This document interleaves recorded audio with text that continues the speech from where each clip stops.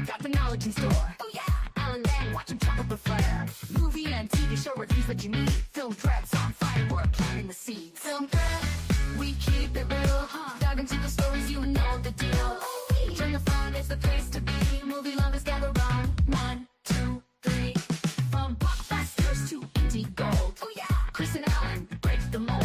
Pop your corn, turn down the lights. Get ready to groove through movie nights. Film thread.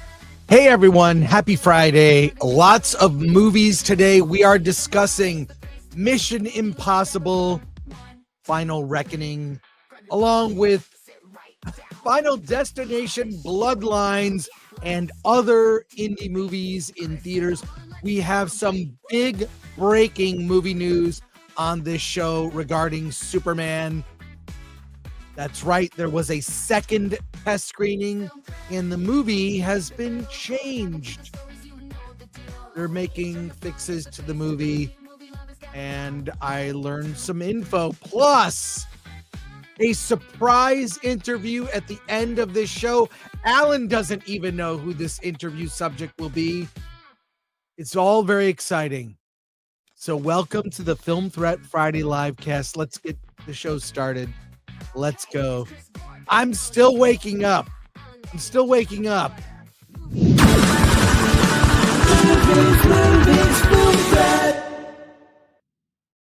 Oh, God. Ugh.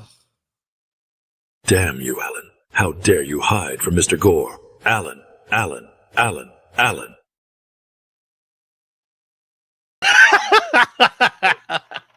Who's Oh, really wow. tired and out of it today? All right. Yeah, What you had a great did I screen do? freeze too. Yeah, you're freezing up like crazy. Am I? Yeah, just I think it's only for you. Right, Lori? Is it okay? No, it's not. It's All right. not me. Okay. Okay. You did have a good freeze before the just a moment ago. So A good Clip freeze. that, people. How am I now? yeah. Yeah, so far. Yeah, if you don't move like that, you come off fine. If I don't move. Okay. Dude, Yeah, there you go. I You moved. am tired. I'm tired. So it's going to be a fun show today. Yeah. I mean, last night was weird. I did not go to the theater last night. I've broken my 3-month streak of seeing a movie at the theater on Thursdays. Well, you saw all the movies that were in theaters. With the Yeah, and I saw a exception of- couple of others. Yeah. Some I regret. I'm not going to lie. There's some movies that I have huge regrets about. I mean, Weekend, the biopic.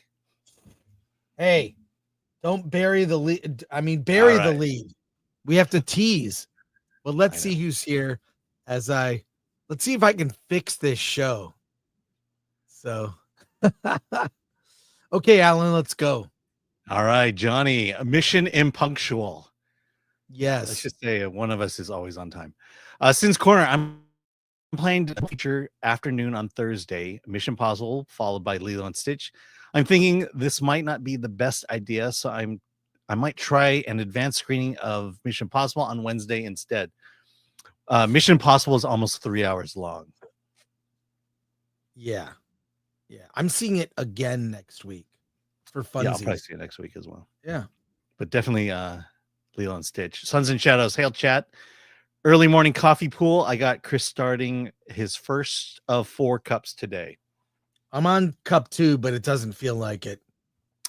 And from Lord Thoth, like, share, subscribe, hit that bell for notifications, sign up as a member, join us on X, Discord, Rumble, and Instagram. Buy our merch at shop.filmthread.com. Yes. Well, look, we have the Camp Film Threat shirts. People are representing them. The back of the shirt. I think the back of the shirt should be the front of the shirt, but I do like that shirt a lot. I like that shirt.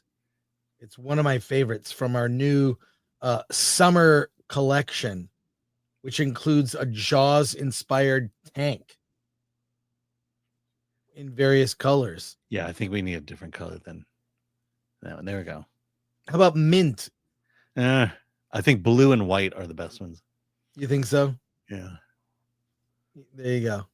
So, all right, get your Camp Film Threat shirts. I'm very excited about all of these. I like our shirts. They're fun. So there you go. All right. We have, hey. And John Hu comes in with 5 Film Threat memberships. Thank you very much. Yeah. John Hu. Appreciate you. Hey, Sydney Sweeney is in a new film called Americana. Mm-hmm. We have the trailer.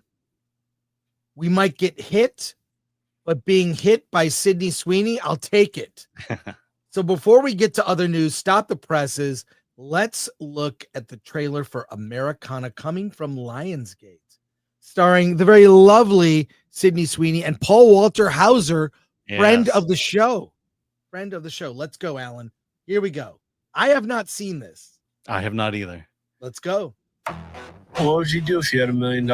I'd go to Nashville, sing professionally. I didn't know you were a singer. You sing country music? What kind of music is there? Oh. Wow. I got a really dumb idea I'd like to run by you. I think something bad's going down. Have a look at the newest addition to my humble little collection, the Lakota Indian ghost shirt. Hello? A ghost shirt? Why do you want it? I would prefer it to be in the hands of someone such as myself who could actually appreciate it. If someone were to make an effort to liberate that garment, I would pay. $500,000, really. That's what the man said. Okay, fair enough.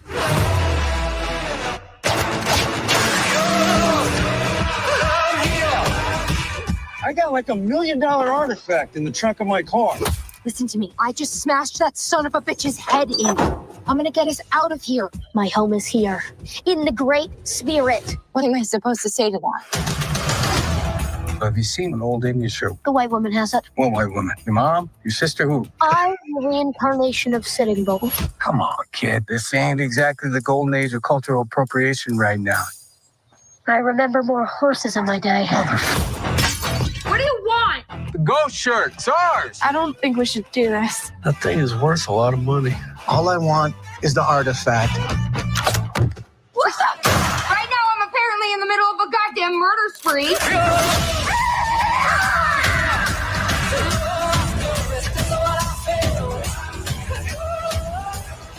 The world is so full of bad things. It's frightening.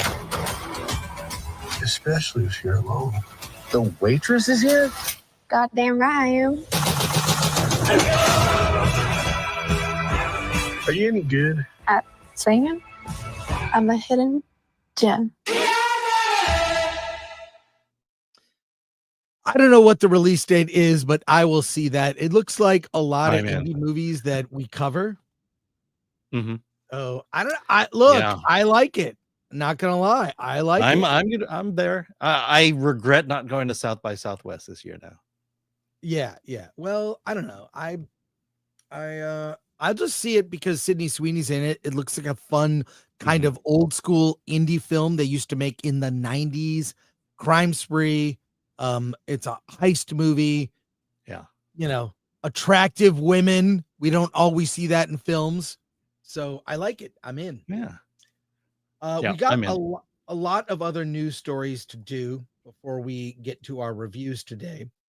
But a real quick, I want to share this because I am a fan of John Madden.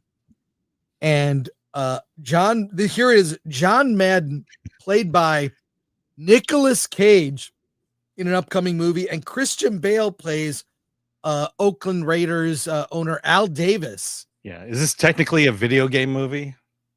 It's not really. I mean, it's the real story of, John Madden and Al Davis in the 70s, and the Raiders had a run, and I love this.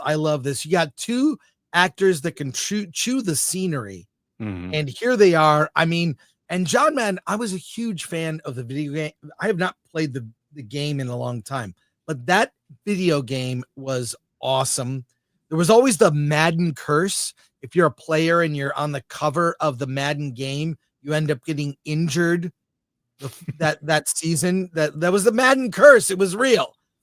And this is a storied rivalry. And John Madden, I just remember John Madden reminded me of my Uncle Jim, who would watch football every Sunday and swear to such a degree that I was scared he was going to pop a blood vessel. He'd get all red in the face. And that's what John Madden has, this really distinct voice. If Nick Cage can pull off the John Madden voice, well, we're making a turducken, I will love it. So I love sports movies. And so I'm all in, especially we just saw Nick Cage in The Surfer. I don't think you saw that movie, Alan. No, I did see it. Oh, okay, yeah. So I enjoyed it, but was like, ooh, kind of rough in spots. Yeah. But I gotta say, this is perfect casting. I think it's amazing. Obviously enhanced by makeup and hair and whatnot. But damn, if he's got if he gets the way he walks and the voice down, I'm all in on this. So, and Christian Bale, my God, he transforms himself. I know. Yeah, you don't recognize him here. No, not at all. He looks a lot like Al Davis that he does Christian Bale. Not at all, but I love it. I'm in. I'm all in. Alan, another news story. Google spoils Ironheart villain. Okay, how so? How so? Yeah, go to the page. You'll see. Let's see how they do, because I have not seen this. Okay, I actually know who the villain is, but I didn't know that it was spoiled. So here, I'm going to share this here. Well, how did you know who the villain was? Did your friend tell you, or a friend told me? Okay. Yeah. So here's the cast. And what does it say? Mephisto, played by Sacha Baron Cohen. I've known this for a while. I wasn't actually super impressed, but Sacha Baron Cohen is playing Mephisto, in which this character will get revealed into or brought into the Marvel Cinematic Universe. So how far into, do you know how far into Ironheart he is? I don't know any of that. All I was told is that Ironheart is the worst thing Marvel has ever produced, and that includes Echo. Now they're releasing 3 episodes of Ironheart on day 1, and then the following weeks, I guess 1 a week, and it's only a 6-episode series. It basically, my suspicion is they wrote a movie and they're spreading it out to 6 episodes. My expectation is the episodes will be 30 minutes or less. So it's a movie stretched into 6 Disney Plus episodes. No, I think they said we have a black female who we could turn into a superhero. Let's make it an entire series. I believe that's what they said. Yes. So look, I don't know what you think about this. I think it's and I like Sacha Baron Cohen. I do like him. I mean, his his old TV show from the BBC is so politically incorrect. I love it. So I've always liked him. He has proven capable of doing dramatic roles. So I don't know. I loved him as Ali G. Look up you may not be aware, that was an old series. Love that series. Yeah, but my only knowledge of Mephisto is he was the one who reversed the Peter Parker reveal when he revealed his secret identity to the world. Yeah, so I don't know how much of a big deal this is. It's in the cast list, which I'm sure is also mirrored. We use Google to look up, lists of cast and whatnot. So, it is, folks. Here's the cast: Manny Montana, Anthony Ramos, Dea. I'm curious about Slug. Everyone's talking about Mephisto. We are learning about Slug, part of the Ironheart cast. Here is Slug, who's an American drag queen. How does Slug fit into Ironheart? She's not Spinning Blades girl. No, that's Superman. I don't know a thing about Slug. Well, let's see. Is it going to be an accurate Slug from the comics? Who is Slug from the comics? I don't know, because I've never heard of Slug.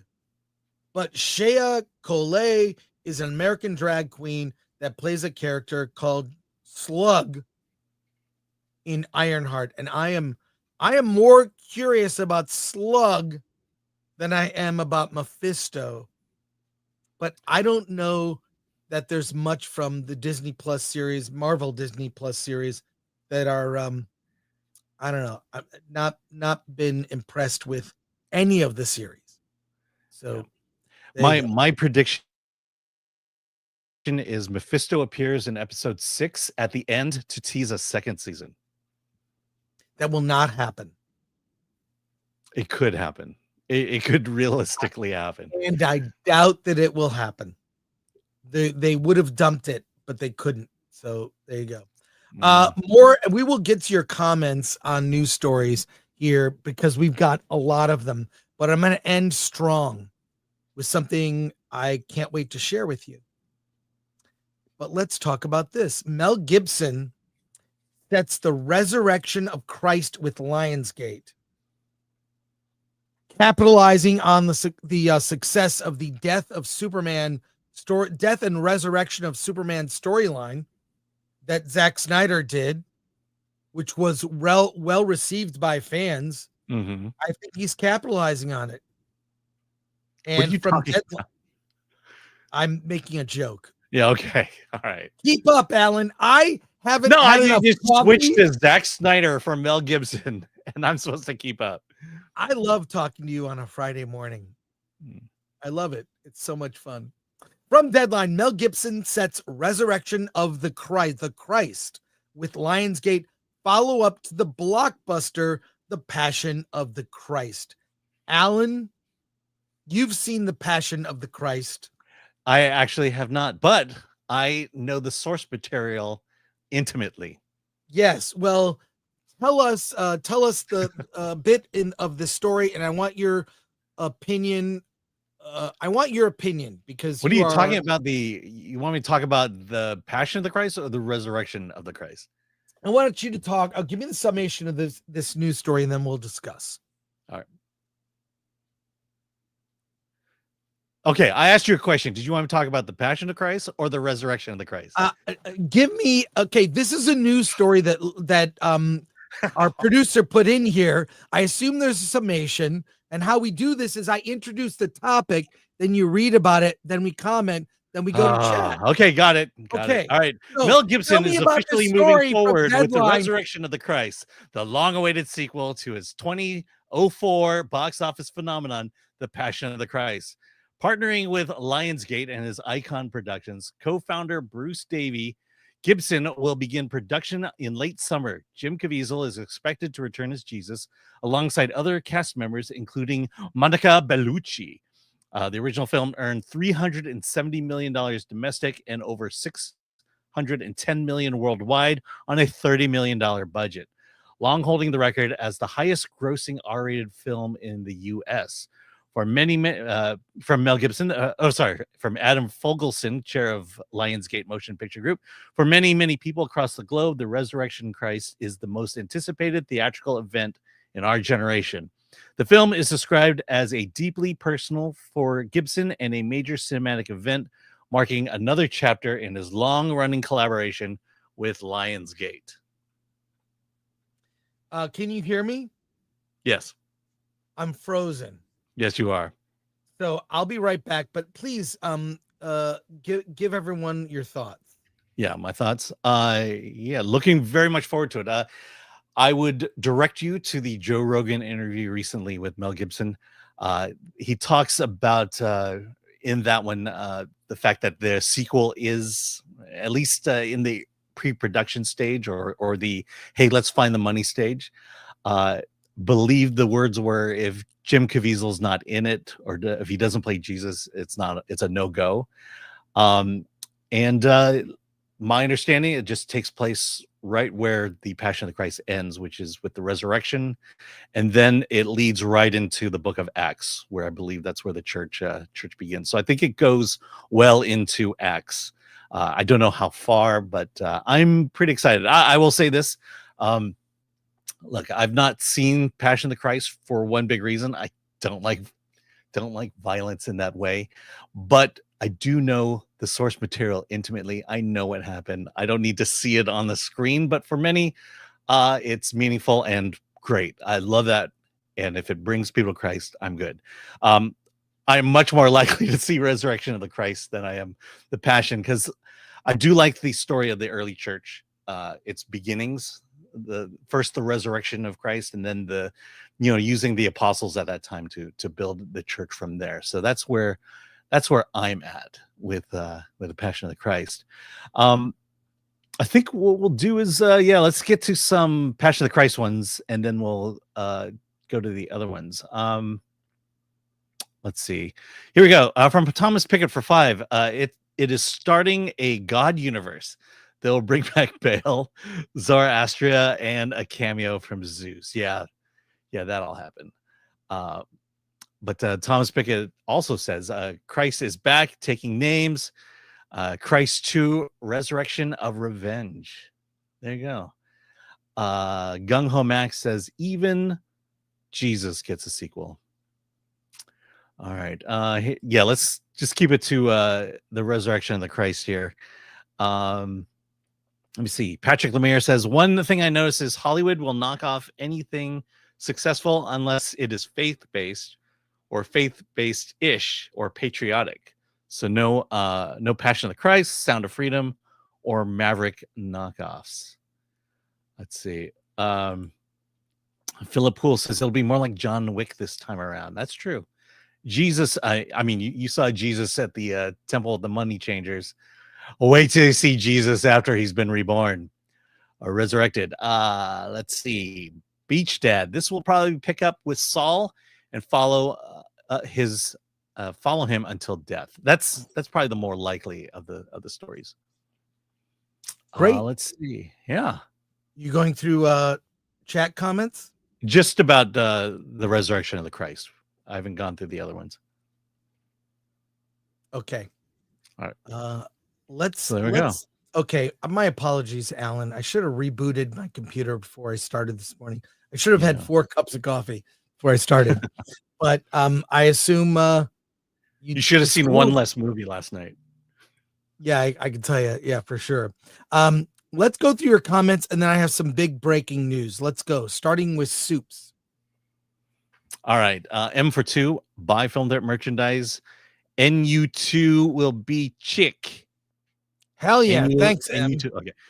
Paul Allen Brunato for 5. Suffered a mini stroke 2 weeks ago. But fully recovered. I'm not slowing down. Still have indie movies to write, produce, direct. Keep moving forward. Hey, Paul, I hear you. It happened to me. I changed my diet, went on an exercise regimen, and then Alan started reading super chats, and that's where the trouble began. No, Alan's been a big, I couldn't have done it without him. So there you go. Whenever everyone says there's like conflict with Alan and I, it's like maybe about stuff we talk about, but whatever, man. No, the conflict is always on the air and never afterwards. Well, it's fun. It's fun.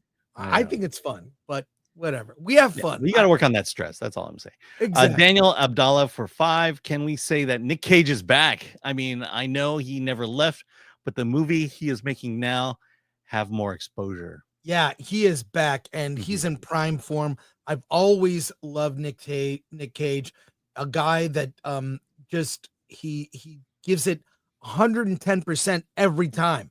Doesn't matter if it's Willy's Wonderland or The Surfer or Wicker Man, he is there. Or Pig. Mandy. Huh? Pig. Yeah. Pig, another great one. Mandy. I mean, yeah. I don't why how he has not received another nomination is beyond me. You know what it is? I think there was a time where he had to make movies to make money because he had lost it all.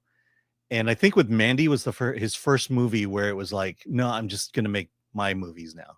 Yeah. Thomas Pick for 2. What if the villain is Borat? A great movie you could never make today. Thumbs up 1981. I know Slug. He was an obese drug dealer for the Kingpin, and I am a huge nerd. That's okay. Now we know. Yeah, and they got the perfect person casted for Slug. MK Solid, they made an awesome Mephisto for a terrible woke TV show. We shall see. Darth Yeager, remember for 60 months, a new Film Threat t-shirt cured my nudity. Well, it's a growing problem, especially with Sydney Sweeney, that people are getting naked. And we offer a solution in the Film Threat shop that you can be non-nude in your daily life. Yes. And you know, you can advertise your fandom for and your love of cinema. So thank you, Darth Yeager. And if you love Sydney Sweeney, I would say buy a Film Threat shirt and send it to her, and it will cure her nudity. Since Corner, Bale looks unrecognizable in that photo. I thought it was Michael Fassbender at first. Haha.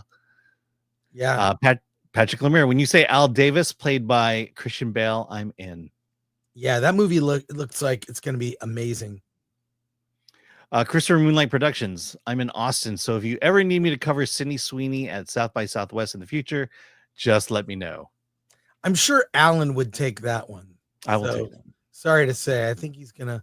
I could have been there had I been there. Yeah, exactly. All right, we have another story here. There's been a lot of Superman news out there. Obviously, the new trailer dropped this week. But Nicholas Hoult was interviewed in a story on EW, that's Entertainment Weekly. And I'm going to share the story with you. Alan, you can share the notes. Sure. But let me give you the headline here.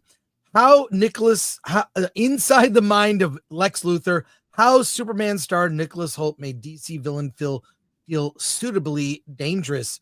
Exclusive. First of all, let me just comment. He looks amazing. He looks amazing as Lex Luthor.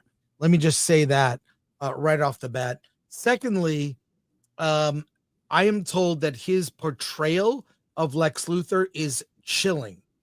He straight up murders people. So, Alan, tell us what's in this piece. When Nicholas Hoult first read the script for Superman, he was auditioning for Clark Kent, but a voice inside whispered, maybe you could do a good job with the Lex stuff. Though he dismissed the thought, it proved prophetic. After seeing Corin Sweat's auditions sitting in the sunlight, just like Superman does in To Charge Up, Hoult knew that's Superman. Corin Sweat got the cape, but Hoult got a call to play Lex Luthor. I let out what I described as an evil cackle, he says. Gunn's version of Luthor is a sorcerer of science, obsessive and calculating. Hoult embraced the bald look, calling it Luthor's uniform so focused his hair would seem frivolous. He even let his son Joaquin shave his head, joking, my younger son got great pleasure out of slapping my head. Well, I've met Nicholas Hoult briefly at a press event. He is cordial. He is a gentleman, very polite, obviously British. And it's so weird how so many British actors play iconic American characters. So yet another one, Christian Bale playing Batman, Henry Cavill playing Superman. I mean, it is what it is, folks. The Brits, they're damn good actors. They're very disciplined. They know how to do American accents. So I can't wait for this. I think that we've questioned a lot of things about Superman, but I'm told that Lex Luthor is absolutely that his portrayal as Lex Luthor is amazing in the film, and you will be afraid of Lex Luthor. What do you think, Alan? Yeah, I thought it was an interesting choice. I think it's the baby face that kind of gets me. But right. If he can overcome that, then it's very promising. And then he describes himself as the sorcerer of science, which leads me to believe he should have been Dr. Doom. Oh my God, he might have made a great Dr. Doom. I just think he's the kind of actor that disappears into his role. You know, whether it's Hank in the X-Men or or in Mad Max Fury Road, you know. Yeah, I mean, he as one of plays the all these workers. kind of baby face roles. To me, I think this one is, to me, if he pulls it off, he will have crossed over into the next level of acting. Yeah. Even Well- with Hank, it was like baby face. I needed him to be a little bit more menacing than he was, or a little more darker than he was. But here we go. Lex Luthor. Lex Luthor, and we shall see. Alan, I have some news about Superman, and I'm going to reveal this news, and it could be considered major spoilers. Okay. So let me say this as delicately as I can, and then I will not say anything further. But I'll say this.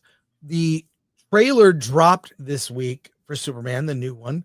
And I think generally people have liked it. I saw there was a Robert Meyer Burnett, our friend, did a live stream. He did not think the trailer was very good. It's not a good trailer. Now, we've seen plenty of great trailers for movies that turned out to not be so great. But, also what exists is trailers that are not so awesome, and the movie turns out to be incredible. Now, we don't know what that is now, but I do know that a second test screening of Superman happened recently, and it's different than the cut that was shown about a month ago. And what I learned is this: the recent trailer that came out is a misdirect. There are things in that trailer that will misdirect the audience. So, for example, I don't know if you remember the Batman v Superman trailer, but there is a shot in that trailer where Batman is, clutching next to a building and kind of, catapults out of frame. He sort of, shoots his boomerang gun, whatever, gets out of frame, and then a laser blast hits him. People assumed that was Superman. When you saw the final movie, it was not Superman. So there is misdirect in this trailer, and the movie is not giving away things from the third act. It's trying to confuse the audience. I do think maybe Lois Lane bitching at Superman and questioning his judgment, maybe not the best way to start the trailer, whatever. But I can just say that the trailer is intentionally misleading the audience so as not to spoil the movie. In the recent test screening, there are 2 post-credit scenes. I won't tell you what happens in those scenes, but I'll tell you who is featured. Would you like to know? And if anyone here wants to dip out, I'm going to say it, and then we will not discuss for the rest of the show. Thank you, Alan. So here it is. 2 post-credit scenes. One featuring Brainiac, and another featuring Hal Jordan, Green Lantern. I won't say exactly what happens or what the context is. That is what I was told. And there have been changes to the movie from the previous test screening. I'm not sure how dramatic they are, but the film is evolving. And this is normal, folks. Don't, the point of a test screening is to give the filmmakers feedback so they can make changes to improve the film. And I can tell you many cases of movies that are great films from film history that went through lots of changes before we got the final result. Everything from Star Wars to The Godfather to Annie Hall to so many epic stories behind the scenes of movies that changed, that were even a mess behind the scenes to make the movie. Probably a good example of that is The Godfather. Watch The Offer on Paramount Plus. it's a great series that gives you a really, specific example of that. And even the original Superman had its trials and tribulations with the producers delivering a 300-page script because they planned to rip off. They tried to trick Dick Donner into directing 2 movies for the cost of 1. Oh, that's right. It's a lot of movies that turn out to be great are messes behind the scenes. So make of that what you will. But the movie has been altered from the original test screening, and we can only hope that the final result will be a great Superman, because I think in the end of the day, that's what everyone wants. The end of the day, everyone wants a great Superman movie. Right, Alan? Yeah. I mean, that's ultimately it. It really is less about what the drama behind the scenes than it is about what is thrown up on the screen. I think you're right. I mean, Disney's Aladdin is another great example of a movie that was vastly different than what was ultimately produced. There were songs that Menken and Ashman wrote that weren't in there because it didn't fit the new story. So it's a good thing to change a movie early and make it better. Well, I think the problem is Disney tends to tinker with it too much to the point where you're just putting pearls on poop. Well, I'll give you an example. Toy Story. John Lasseter, that movie, they stopped making the movie and they completely changed it.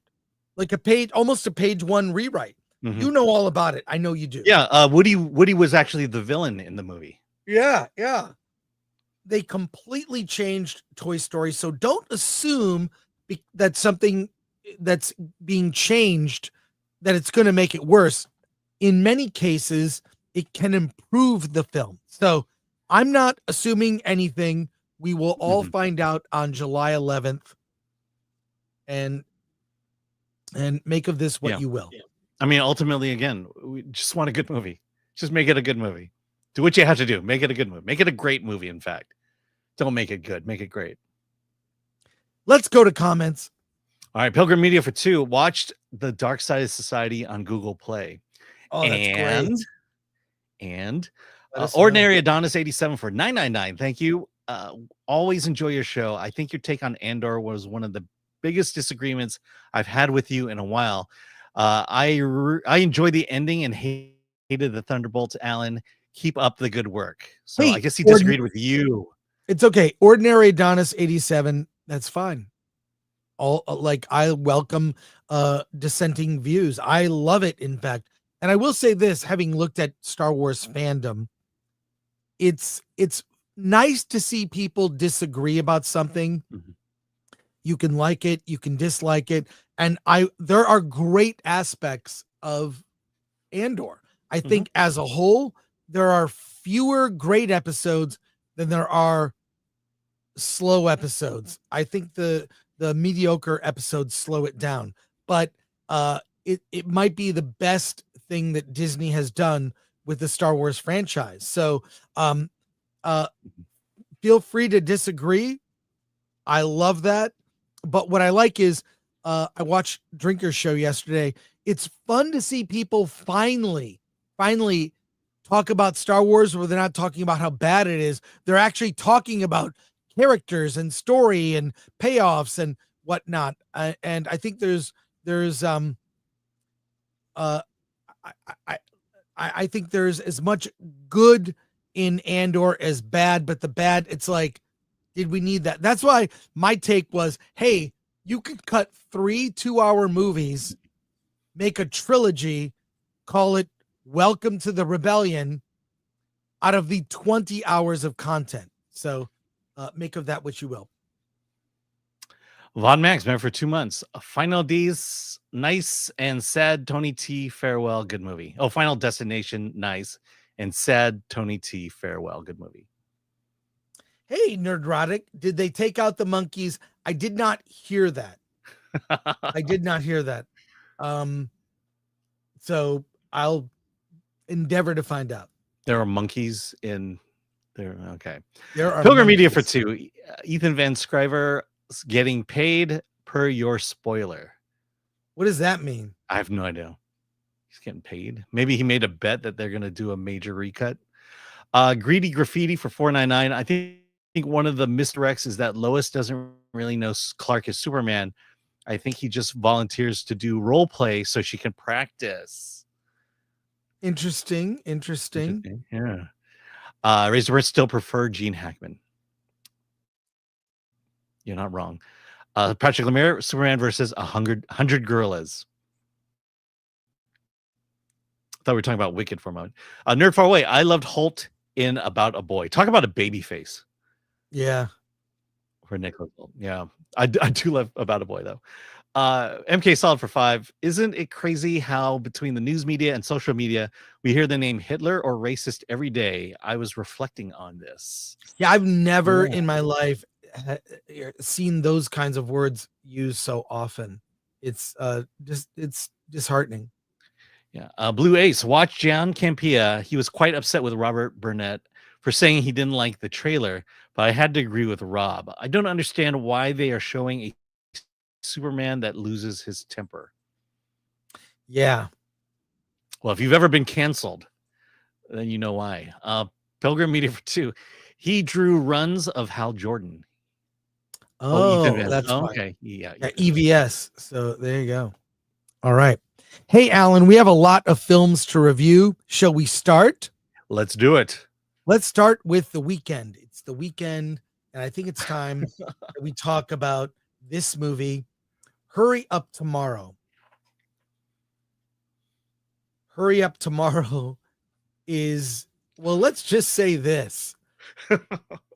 Hurry Up Tomorrow is directed by Trey Edward Schultz. I guess he's made some short films. I would assume some music videos. The Weeknd is the star. He plays a version of himself, a very sensitive singer on tour. He's very famous, and he has a relationship with a young woman played by Jenna Ortega. She plays Anima, a woman that he once had a relationship with that won't answer his texts or phone calls. She is distraught by how he's treated her. He's treated her very poorly. The Weeknd plays Abel Tesfaye, and Barry Keoghan is his manager and friend Lee. We see him on tour. We see him struggling with drugs. Jenna Ortega re-enters his life. All of this is, within the background. We see The Weeknd at parties. We see him performing. The movie even opens with a music video, which is kind of strange. Yeah. I thought I was in the wrong theater, and it's billed as a thriller because Jenna Ortega intends to exact revenge on The Weeknd for how he was treated, how she was treated by him. He was an abusive boyfriend, and she intends to exact her revenge. And the movie, on the plus side, looks amazing. The cinematography is amazing. It feels like an experimental film at times. But from a story standpoint, it's god-awful. It's like a short film dragged to a feature length.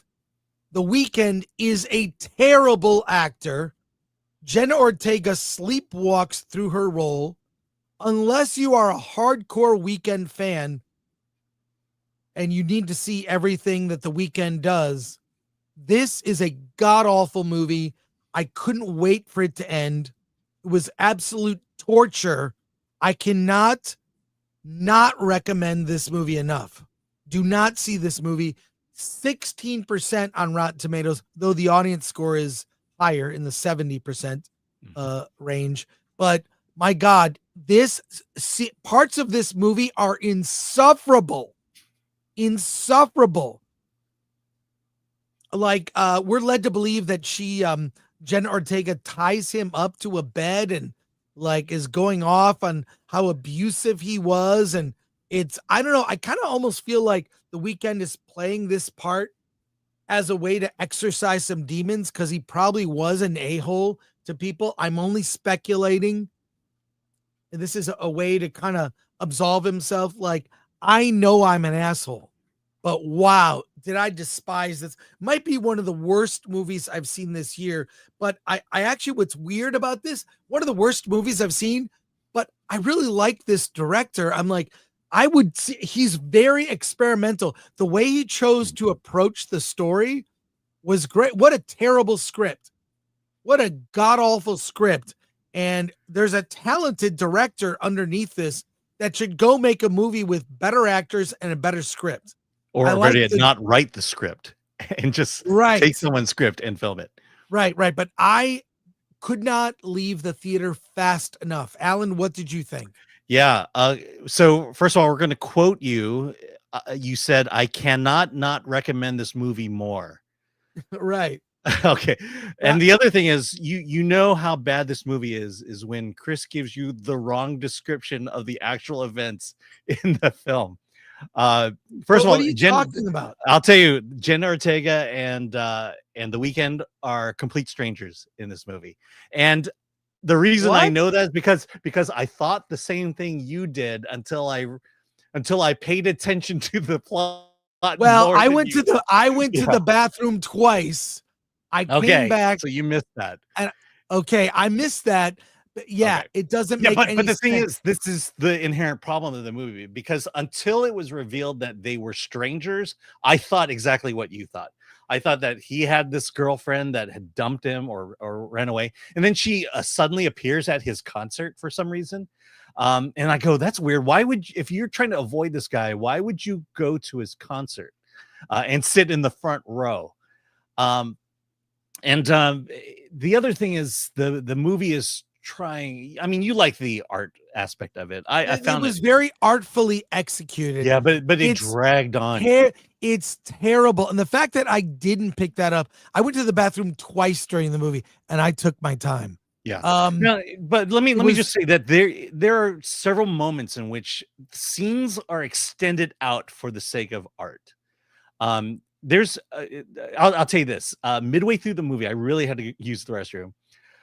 There's a scene, kind of a dreamlike sequence that takes place in a tunnel. I said, I bet you I could leave right now, go to the bathroom, come back, and that scene will just finish. And I was right.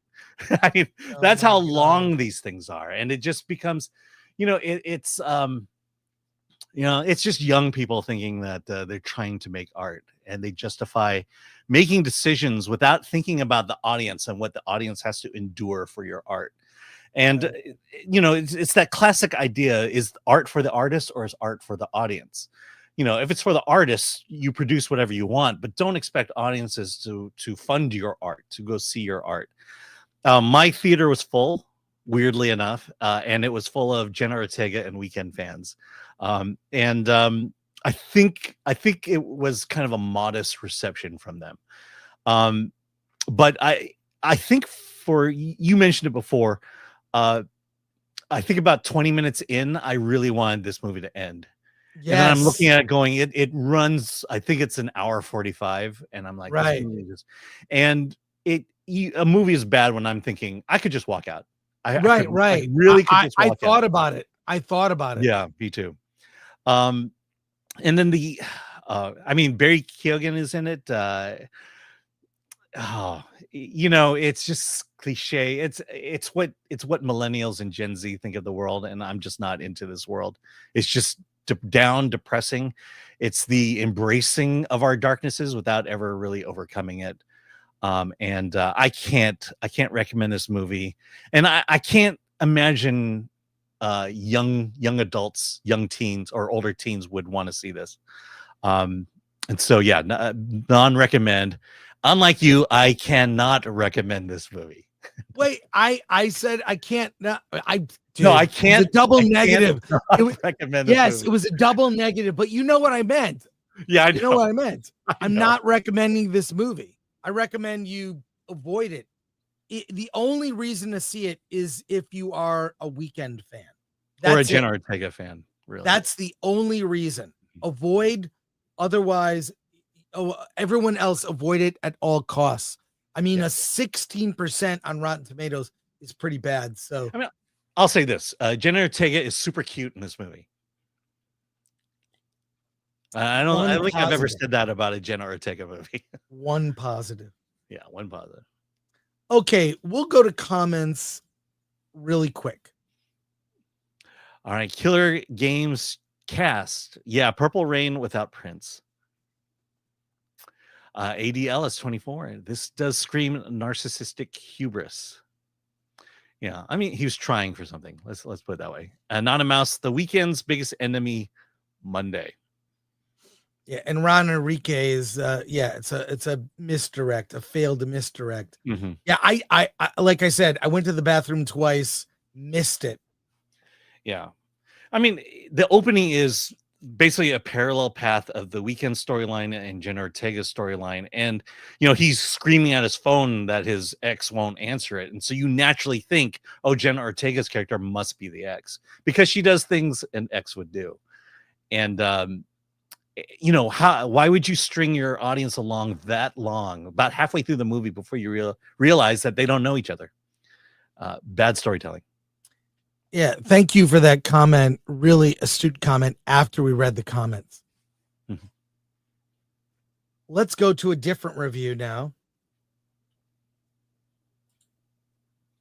This is a very different film. It's a Netflix movie with Vince Vaughn, an actor I really like. Nonnas. Nonnas, okay, which is based on a true story about a restaurant that hires a staff of older Nonnas to make the food. Alan, Vince Vaughn is the lead in this, along with a lot of other older actresses that are iconic actresses. Yes. Yes.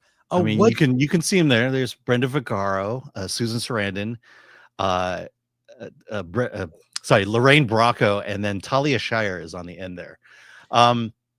And it came out last week, which is appropriate because it was Mother's Day, and this is when we've got mothers. But it stars Vince Vaughn as Joey, a kid who long ago, his biggest memory is a family gathering in which there was a massive meal being prepared and a lot of love being put into that meal. And all his life, he's just loved his grandmother and his mother and how they made food. And he's always wanted to be able to kind of replicate it. Cut to today, mother just passed away. And so no one's there to cook for him. And so he decides that he's going to try to do her recipes. And of course, doesn't do it as well. But what he remembers is that it's not just his mother who made great meals, but for many Italians, the gift of cooking, the gift of making meals was one of love. And he thinks to himself, hey, I'll take my mom's life insurance money, I'll buy a restaurant, and I'll hire Nonnas, Italian mothers, to run the restaurant. And those are the four chefs there. And there are a lot of problems. First, it's a rundown building in Staten Island. He has enough money to purchase it on a mortgage, but he needs his friend played by let's see, why can't I remember his name? I'll get it here. Joe Mangiano. He needs him to, he's a contractor. He needs him to help fix up the apartment. They have permitting issues. Also, because it's in Staten Island, the locals of Staten Island don't appreciate a guy from Manhattan coming in and opening a restaurant. And so it's the story of one of these four mothers who have to kind of work together because they are from different areas of Italy. It's also, it's also trying to get this restaurant started, and let's just say it fails at the very beginning. And then third, Linda Cardellini is in it, and the movie always brightens up when Linda Cardellini shows up. So this is basically a very sweet story. It's a Mother's Day story. I would recommend it based on that. The thing that I wanted in this movie more than anything was more food. They're making food. You get to see glimpses of the final dishes, but look, to me, the greatest food movies are the three great food movies I've seen recently is Chef, Burnt, and Big Night. And the reason I love those movies is they put food at the forefront. That the food is just as much a story as the story. This one doesn't do it as much, but if you want a Mother's Day movie, I will recommend this movie.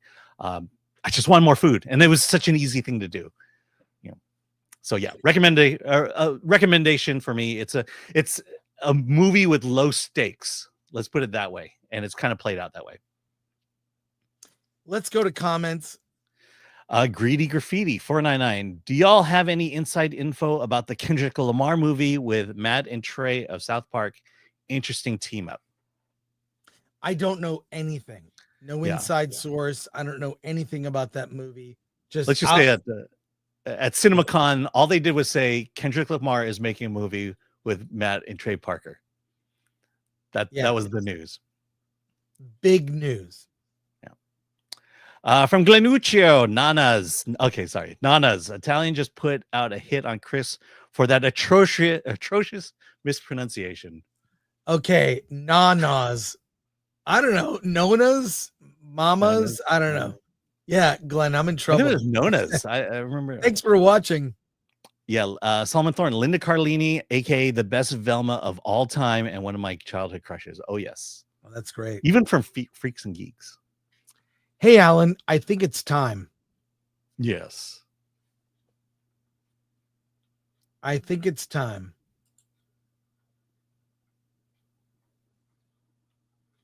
We will be talking spoiler free. We're talking spoiler free about Mission Impossible: The Final Reckoning.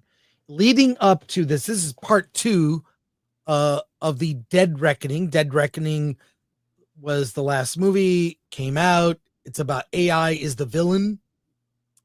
And Gabriel is its human avatar, if you will. I love the Mission Impossible movies.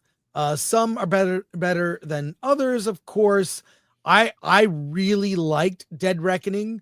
It's fun, introduces Haley Atwell into the universe and Palm Clementif. Isai Morales as Gabriel. He's back in the series and more threatening than ever, and introduces new characters. Simon Pegg is back as Benji. Luther is back, played by Ving Rhames. A great cast is back, and it is the conclusion to the story in Dead Reckoning. Leading up to this, I rewatched Dead Reckoning. Loads of fun.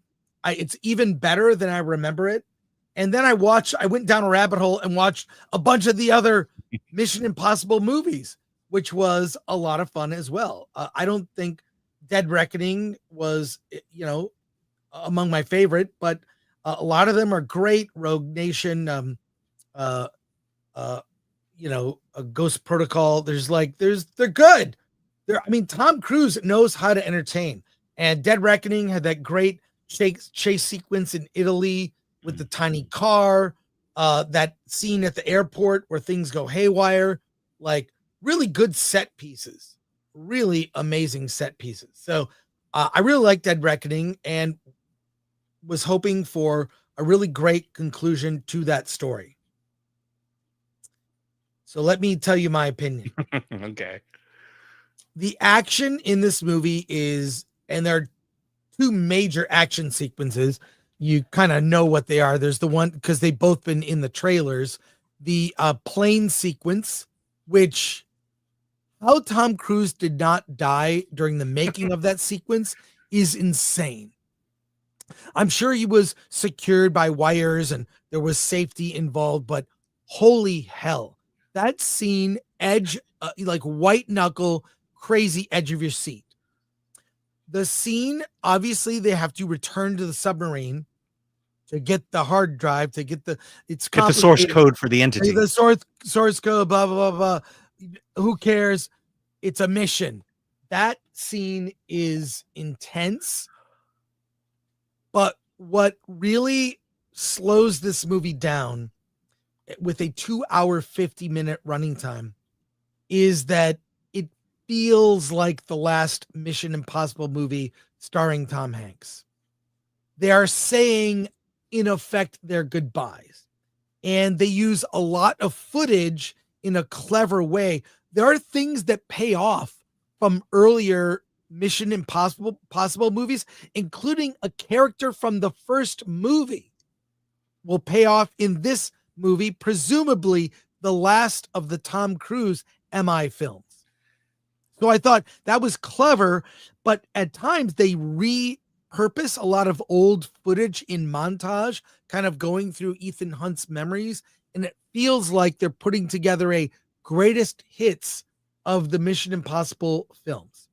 By the way, the chat is blowing up here. Did you mean to say Tom Hanks or did you mean to say Tom Cruise? Oh, Tom Cruise. Okay. Sorry, did I say Tom Hanks? I Yes, you apologize. did. I thought you were making a point. Apologize. I thought you were Guys. making a point by saying Tom Hanks and not Tom Cruise. Obviously, I misspoke, and my apologies, folks. Thank you for the correction. Thank you, chat. Keeps me honest. So Tom Cruise, yes. Yeah, so look, this movie definitely drags. It's not as good as Dead Reckoning. It feels like the way that they ended things. Again, no spoilers. The way they ended things, and they could make another one. They very well could make another Mission Impossible film. But it feels like this is closing the chapter on the Tom Cruise led Ethan Hunt Mission Impossible films, but featuring 2 action sequences that are among the best in the series. Mm-hmm. I mean, the submarine heist, and it's a single heist, Ethan Hunt alone. Yeah. It's a lone mission. And lone mission. It is it's anxiety producing. It's also claustrophobic. I mean, and when you know what's happening, I won't say, like, that sequence, and there's no dialogue. It's silent. Not completely silent.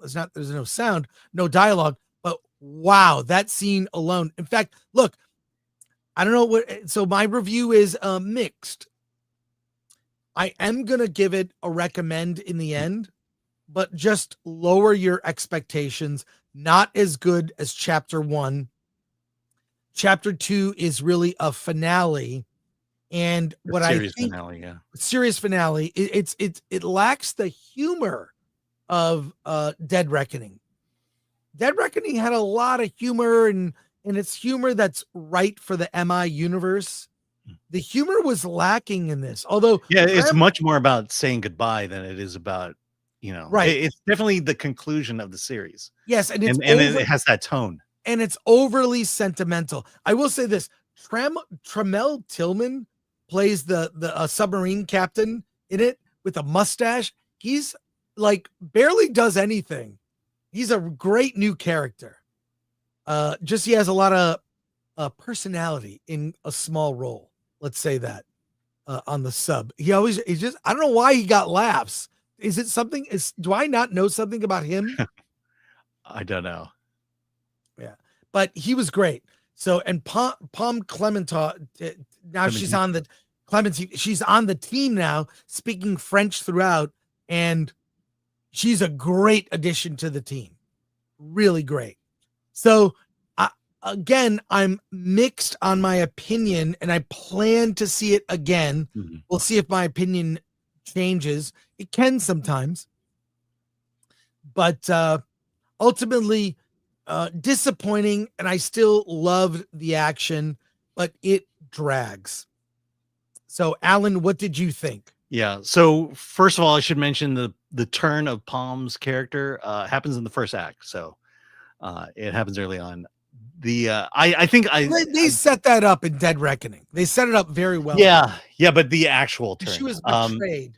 I like this movie and I'll say it's good, not great. I think it's a good conclusion to the series. I won't tell you what happens, but this is a very different movie, and I think you spoke about it tone wise. It just felt like this is the last one, so we're going to be heartfelt versus having a lot of humor in it. There are 3 major scenes. The first one is in the tunnel. You say claustrophobic. The action in this movie throughout felt claustrophobic. Yes, I agree. For example, the first major scene takes place in the tunnel. Second major action is both in a submarine and in a cabin. And then the third one is in a small airplane. That is the major action. It is exciting. It is on the edge of your seat. The submarine scene, as you say, is anxiety inducing. Not only that, it is anxiety inducing the first 10 minutes leading up to the actual mission. Then it's during the very long mission, and then it's anxiety inducing at the end of the mission.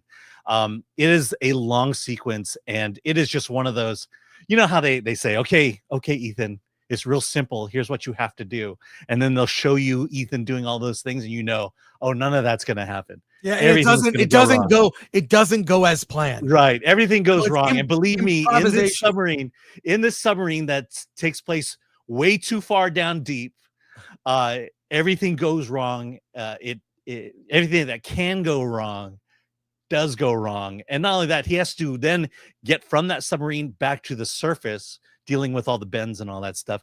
I will say this, one of the great things about this movie is Haley Atwell.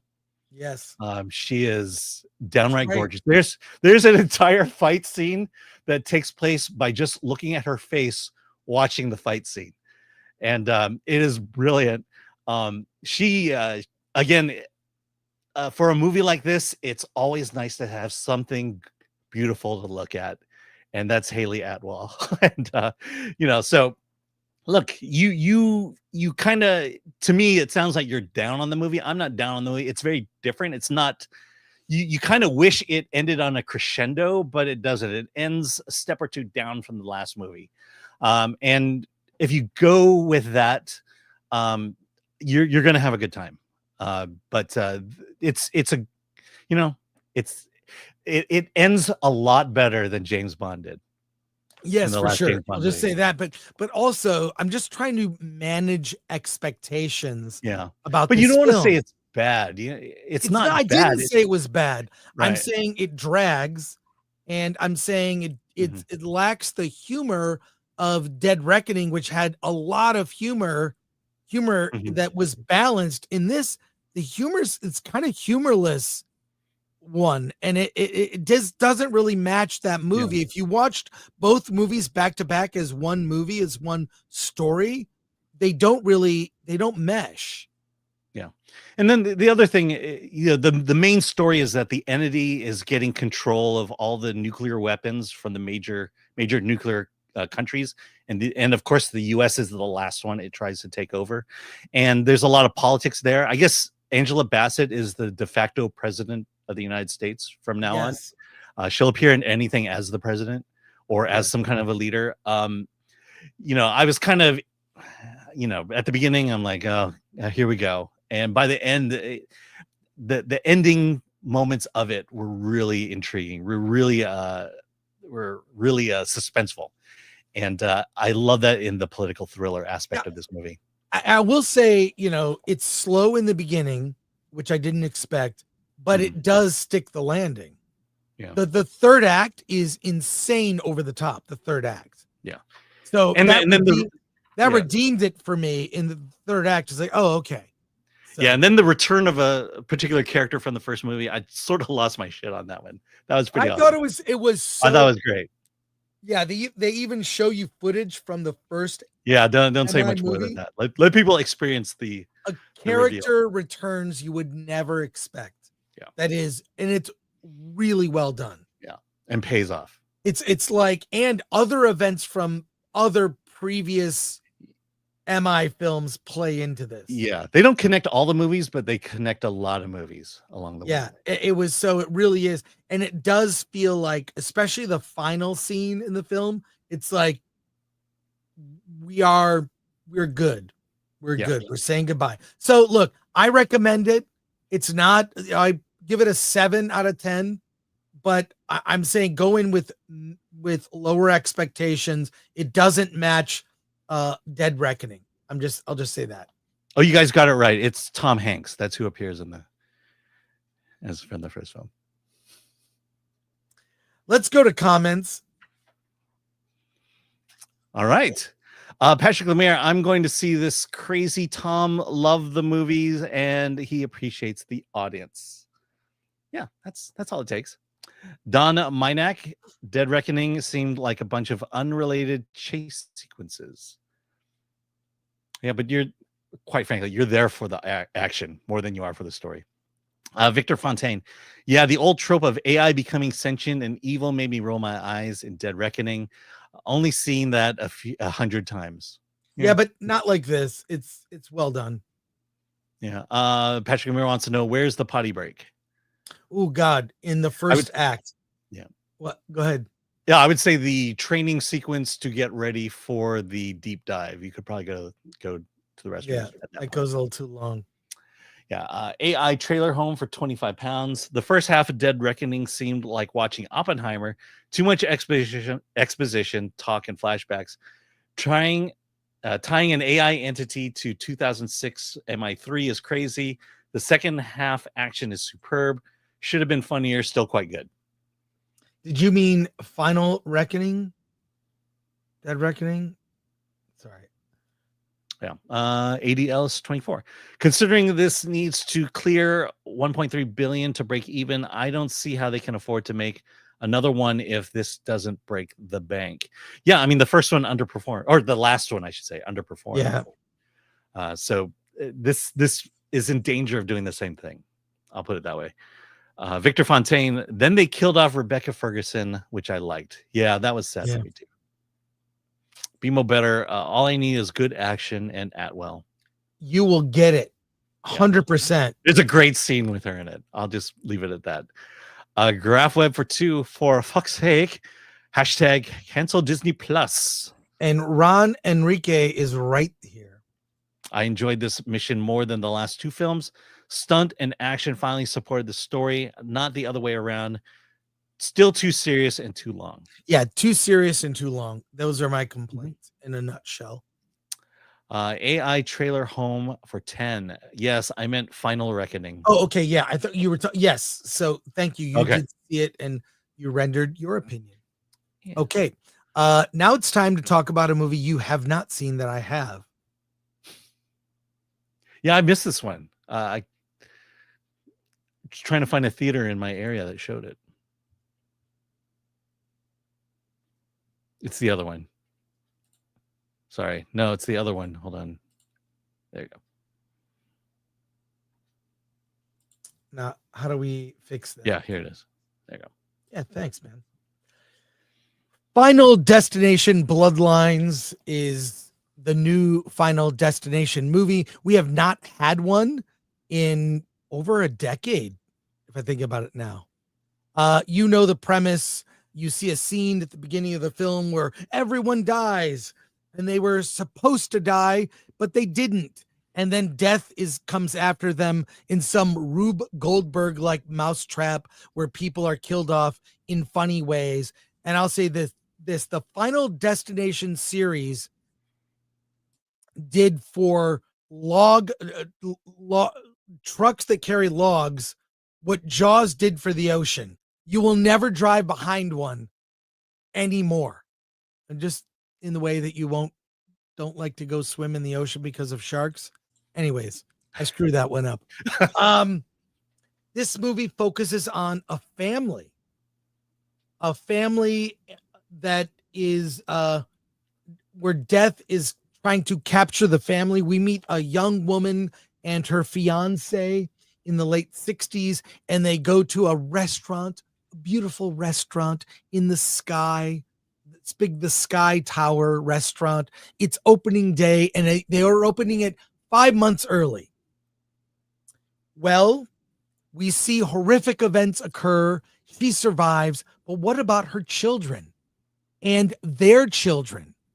And this grapples with the fact that not only were the people that were in that tower, they should have died, but the children of those people should never have existed, and death is after all of them.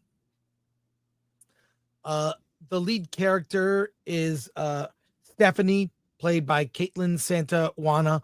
She is a concerned. She has a brother. Her dad, her mother is estranged, and they don't really like to talk about crazy grandma Iris, who just disappeared. She's been cut off from the family.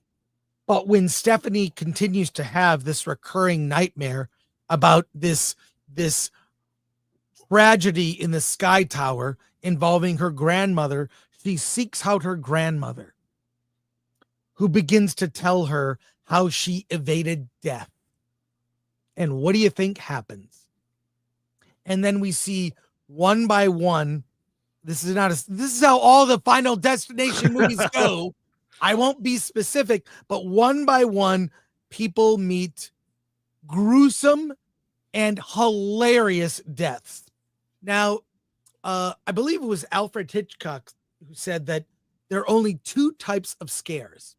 One is a jump scare, right? Cat comes, a big noise, you're scared.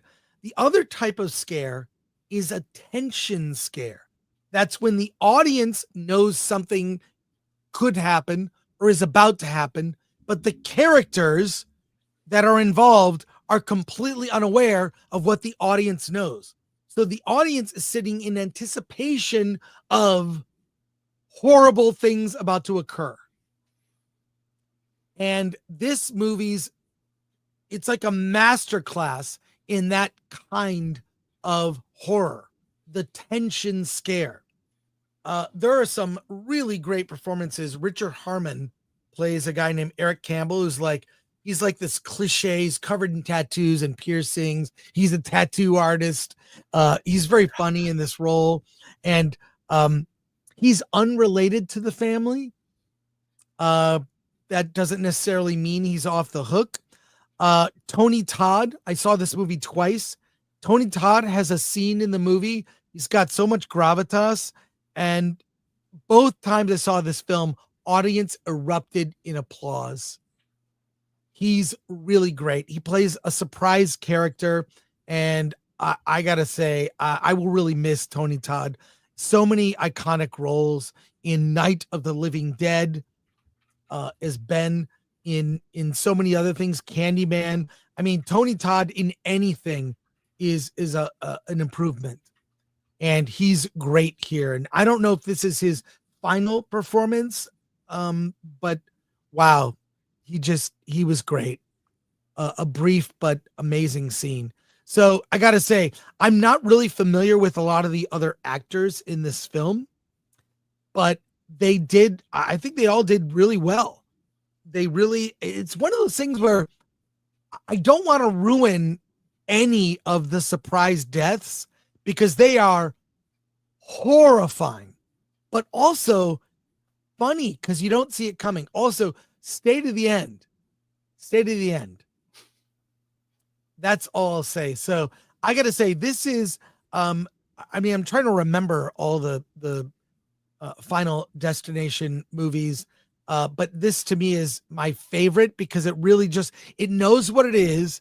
And I'll just say from a ambitiousness standpoint, they really go all out from the opening scene to a barbecue, to the events that follow, to a scene in a hospital that is horrifying, to a scene that makes you want Reese's peanut butter cups. So I'll just say amazing. 8 out of 10 for me. Super fun. See it with a packed audience. You will have a great time. And you don't need to see any of the other Final Destination movies. Just you get the premise very, very simply. So go into it, open mind. Death will come for you. And one of the deaths, the audience was howling. I don't want to say what happened, but it's like if you know the game Mousetrap, it's kind of like that. It plays out like things go wrong in a way that's like completely crazy, impossible. I loved it.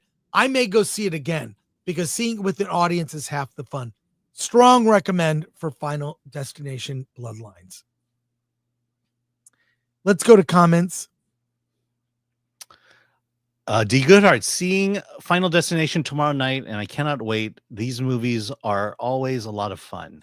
Be sure to see it with an audience where it's packed. Yeah. I saw it in IMAX, and the only tickets available were the first 2 rows. That's how crowded it was. All right. Bill S. Preston Esquire, Final Destination, the final reckoning. Nerd Far Away, do we really need this movie? No, we don't. Yes. I didn't know I needed it until I saw it. We don't need this movie. Beer Source Rex. Ironic thing about the log scene is that they did real test and logs don't bounce like that. They just fall and roll away. They had to CG all the logs, but people are terrified of the fake scene. Yeah, I mean, yeah, that scene is, yeah. Yeah, because it needs to be accurate. A serious man. Frank Gore is screwing up Hitchcock's quote now, LOL. I said I thought it was Hitchcock. It might have been John. No, it was okay. So I looked it up. It's you're right for the most part. It is Hitchcock. He basically says that there's a distinct difference between suspense and surprise, and then kind of goes on with a bomb analogy at that point. But essentially, you're right in terms of, you know, there's the quick scare, and then there's this jump scare and tension scare. Yeah, exactly. You got the highlights. Should I look up quotes while I'm doing reviews now? Well, yours went wild, so I could actually look it up. I could actually look it up. You do this, I'm going to get coffee. Fuck this. Robert Thomas Watson, Frank Gore. It's Hitchcock and suspense. Yeah, the quote is really about a discussion about suspense. Let's just put it that way. All right, but the point is the same. It's the same point he's making. All right. Let's see. Arona Sharman. I liked all the ominous setups. Even something as simple as a button press felt intense. Look, I've seen enough scenes from this movie to know I don't need to see this movie. Let me see. We got some old ones here. Call Me Text. CXT. Saw it last night. I enjoyed Clown in the Cornfield more. The hobbling scene in Misery defies the type of scares binary. The type of scares binary. All right. I'm sure I read that wrong. Bill S. Preston Esquire. If you look up quotes, Chris, how will you have time for your email? That's true. Let's see. Sinners had elements of insanity, but ultimately fumbled. Says, what a time we live in. Let's see. What else do we have here? Atomic Lori. Okay. Sons of Shadows. Okay, we'll ask Chris. Chris, when you get back, is it a good send-off for Tony Todd? He'll answer that when he gets back. Let's see. Okay, that's what Tony says in The Rock. I want my motherfucking money. Yeah, that was a good one. Let's see. Razorburn. Chris is acting like Jay when he's fasting. Here we go. Don Mack. The original Battlestar Galactica pilot episode was also released as a standalone movie. That's fun to watch all on its own. Here, I'll tell you this. I'm supposed to watch the original pilot movie of The Incredible Hulk from 1977, and I can't find it anywhere. So if you know where to get it, let me know. Wesley, 1924. Is this the gayest Mission Impossible yet? No, I still think there is more gay to come.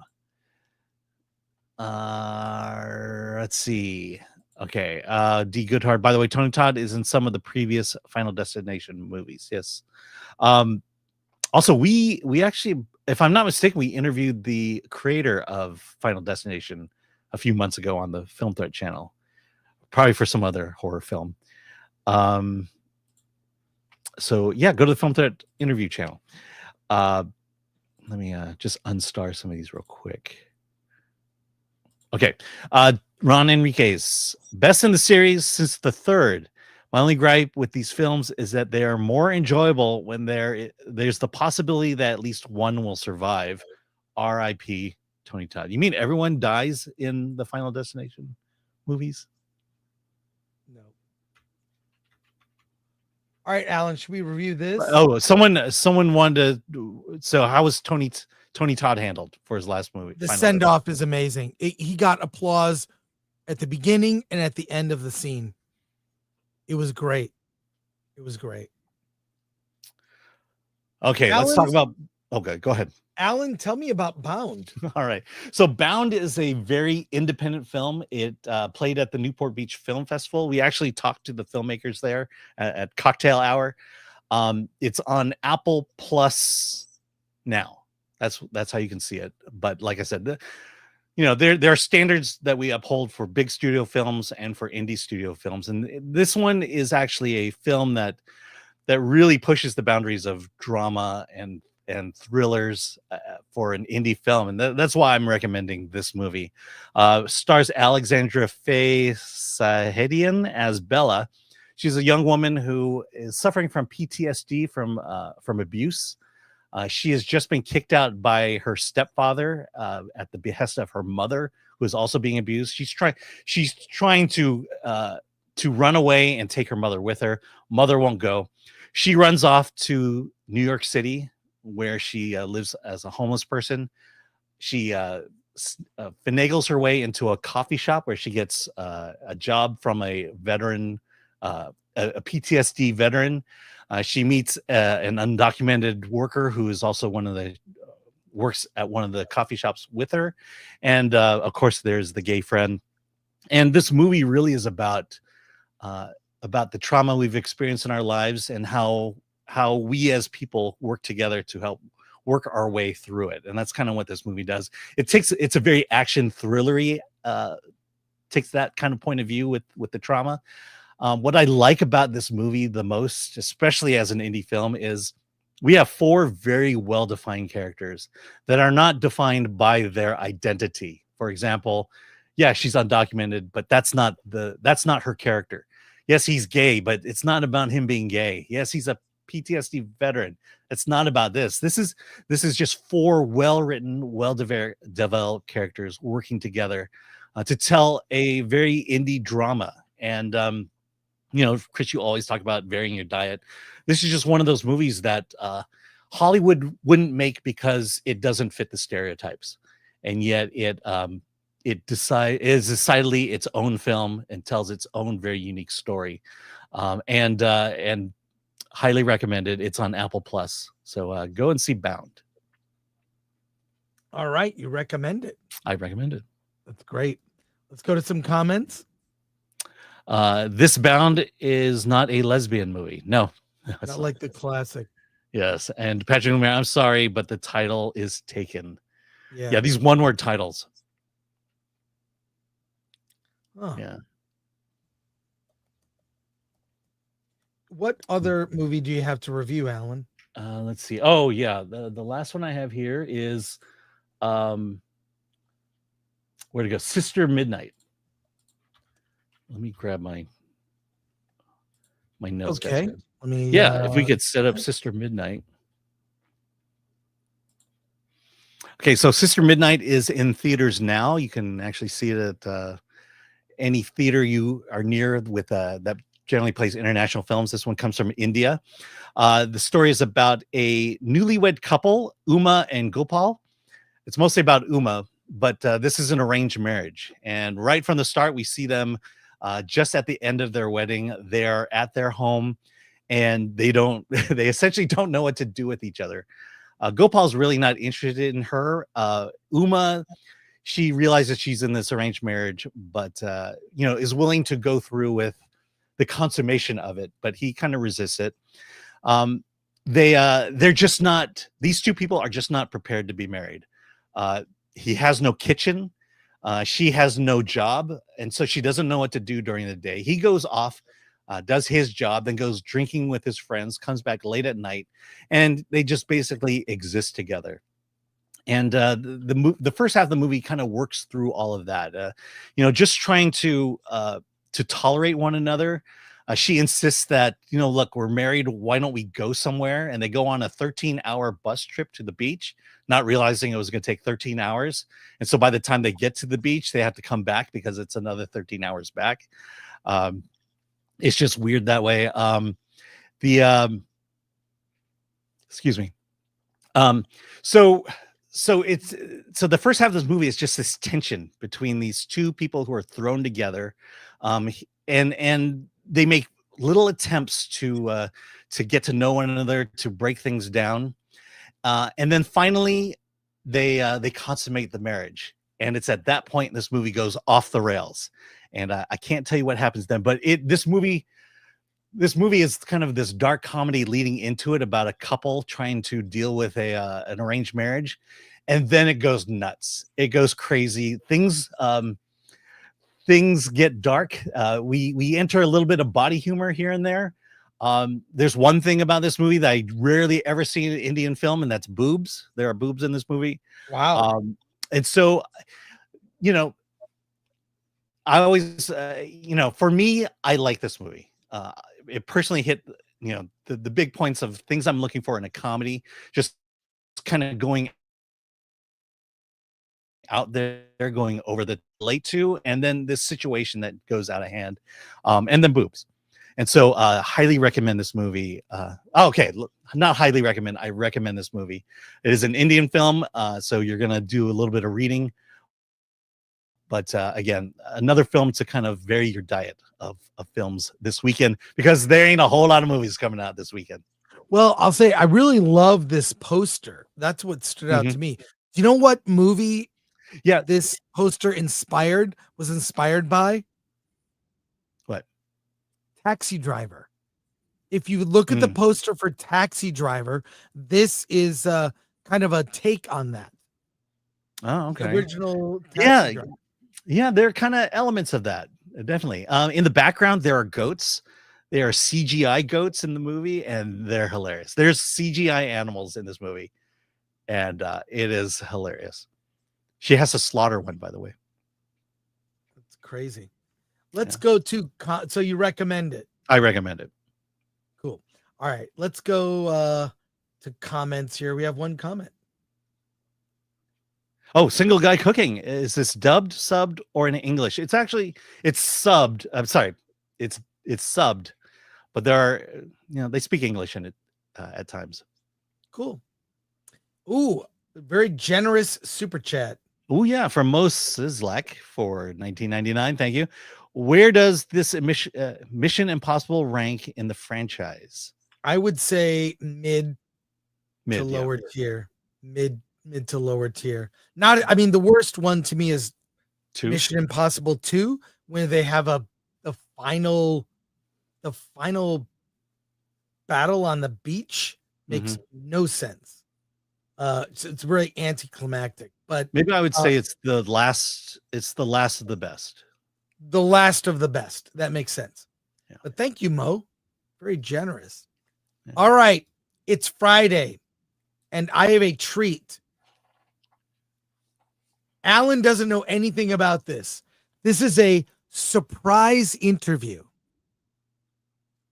A surprise interview, and I'm doing this for a very specific reason that I will explain. So get ready for this surprise interview when you learn who it is who's being interviewed. Let's go. Alan, are you ready for this? Yes. You've been begging me to respond all morning. Yeah, by the way, you had told me this at one point, and I forgot, and so I know what's going on. Oh, no.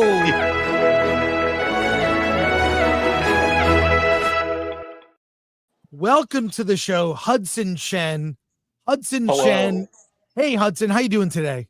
I'm good, Chris. Thank you for inviting me to your show. Yeah, and I'll tell you why I'm doing this. One, I admire your spunk, your boldness. Really? You reached out to me with an email, and you said you're a student at Pasadena Community College, PCC. Is that right? Correct. And what are you studying?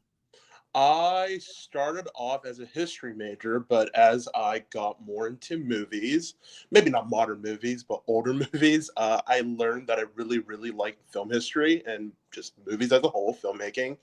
And I'm currently considering becoming a film student. Wow. Okay. So that's, by the way, I could walk to PCC from my place. I'm sure I hope I can meet you someday in real life. Well, there's the McDonald's. It's not that great. It's not all that great.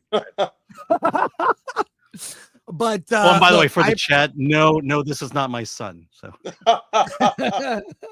we look related. I know we do. Yeah. But but look, I'm a very busy guy. And when you said you wanted to interview me, my first thought was, I don't want to do it. And then I thought, how can we make this fun?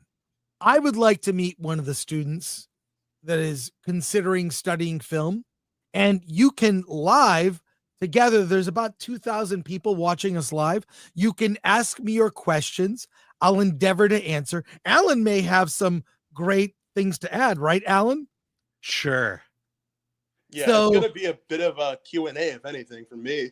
Well, it'll be a Q&A, but a chance to meet students and find out what your opinions are, and you'll maybe get some info from myself.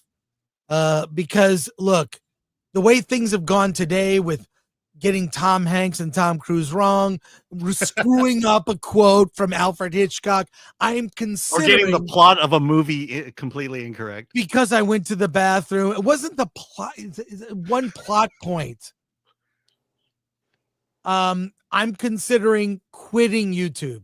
Today was a bad day for me. I really did not like today.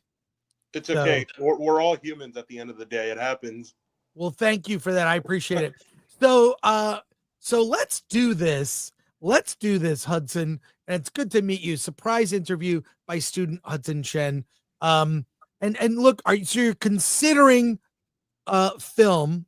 Yeah. But at least you don't want to be an influencer. I'm open to the idea, but even right now, speaking with you, I'm very nervous on the camera. You are? You seem fine. You seem fine. You're doing great. You're doing great. It's my first time. Well, look, just be yourself. Don't care what other people think. Even when you get facts wrong, fuck them. That's what I say. Don't forget mispronouncing Nonnas. Nonnas. Yeah, there was like 4. Hey, the thing is this, I do not mind being corrected by the chat. Yes, I misspoke. I like to be. Also, I don't know everything. Did I know the drag queen character from Ironheart was actually from the comics? I didn't know that. I didn't know that she was from the comics. So I like learning things. I like, but maybe I do get a little tired with the whole, but actually, it's like, all right, suspense, tension, whatever. I even qualified that I would get the quote wrong before I said the quote. So, but you're right on what he was trying to say. Yeah, it's like the crux of the idea. There's jump scares and suspense scares. Whatever. We won't. But Hudson, please kick it off. And I think you've got Alan Ng here. I think Alan could add to this and maybe help you out your interview. So that's good, yeah. Are you ready, Hudson? And I can say this: the chat loves you, and they are. Look, you've got comments. This isn't the Hudson Chen from the TV series 911 and Little America, says Aid Ellis 24. The chat is loving you. The chat is loving you. Thank you. By the way, how many Hudson Chens are there in the world? Have you ever looked it up? I have not. Maybe like 2, I would guess. Yeah. There's at least a dozen Alan Ngs you can Google right now. Oh God, the chat's I love the chat right now. I love the chat. This is great. Okay, Hudson, fire away. All right. My first question for you, I have a list in front of me. My first question for you, Chris, is that you have a pretty at least to me, you have a decent following on YouTube, at least in film review circles. I see your videos all the time on the platform, and of course what you do for Film Threat. What are some other work that you are involved with regarding electronic media? Well, I make films. I'm working on some films right now. So I made a documentary called Attack of the Doc. I am working on another documentary that I've been working on for like a decade. I executive produced a documentary that just finished, and I'm trying to sell it right now. I wish I could show a trailer for it, but it's a documentary about media in the early 90s, about a TV show called Buzz. So that's what I filmmaking is my focus on that. So outside of doing YouTube, it's filmmaking. You're a director, right? I have directed some projects, yes, but I consider myself a filmmaker, and what that entails, which is when you're an indie filmmaker, it's producing, directing, writing in some form, if not writing the whole script, participating in a script. So, I make films and I do YouTube because I really love talking to an audience. I appreciate this audience as much as I say, like, I'm annoyed that, look, I like to be perfect.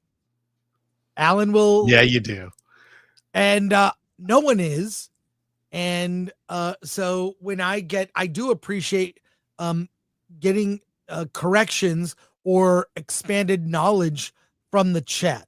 I love that. It's like having a fact checker while you're writing something. So, but yeah, make films, social media. I really don't pay all that much attention to. I'm not huge on social media. I think it's a time suck. So I'm very purposeful with social media. And that's a really long-winded answer to tell you. Okay. I make films and do YouTube. That's sounds really, really fun. Would you even consider it as a job? It's not a job for me because it's doing something I love. More than anything, I do love, in particular, there was someone in the chat that disagreed with me about Andor earlier. I love it because my philosophy is I'm not right. I am one person with an opinion. And I guarantee in the Venn diagram of our opinions about things, we will not fully line up. No one does. So I like hearing, what did you see in that movie that I did not see?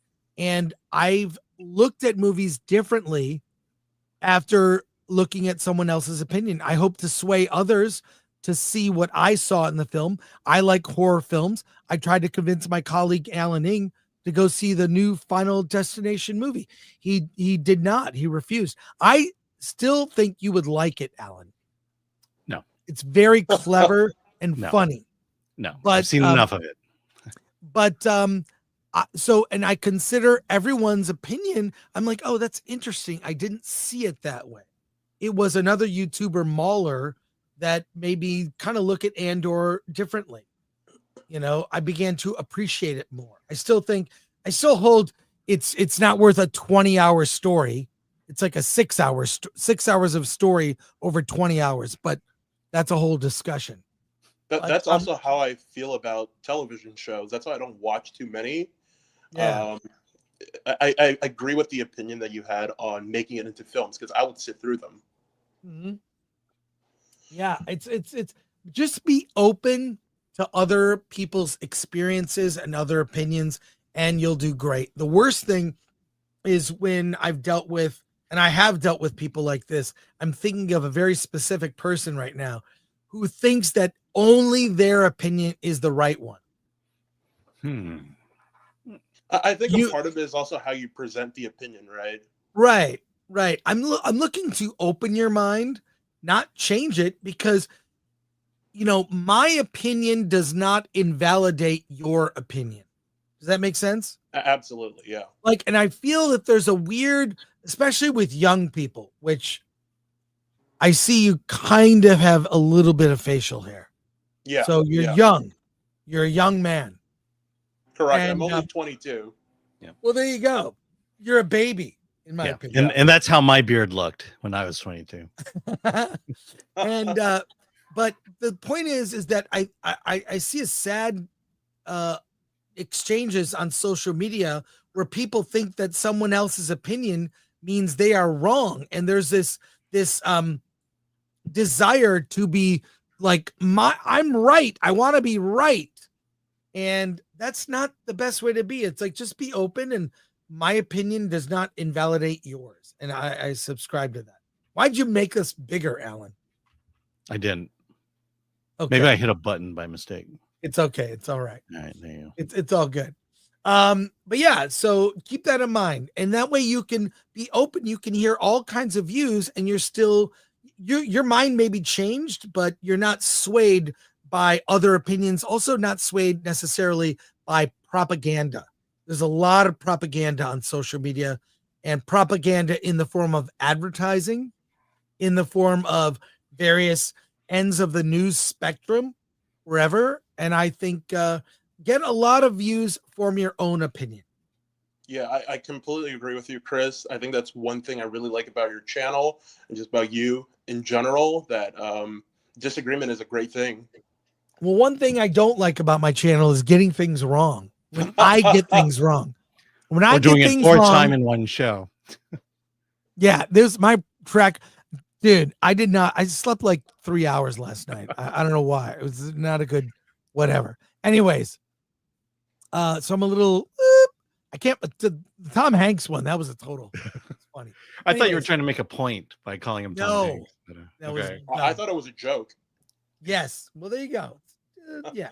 But anyways, your next question, Alan, please feel free to add if you would like, because Alan's a great source too. I love it. Sure. By the way, I did find your website from 10 years ago. Here you go.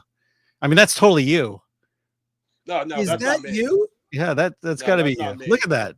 That's 10 years ago. You Hudson Chen. Yeah, let's see. You're into chess, backgammon, Texas Hold'em, and Pusheen.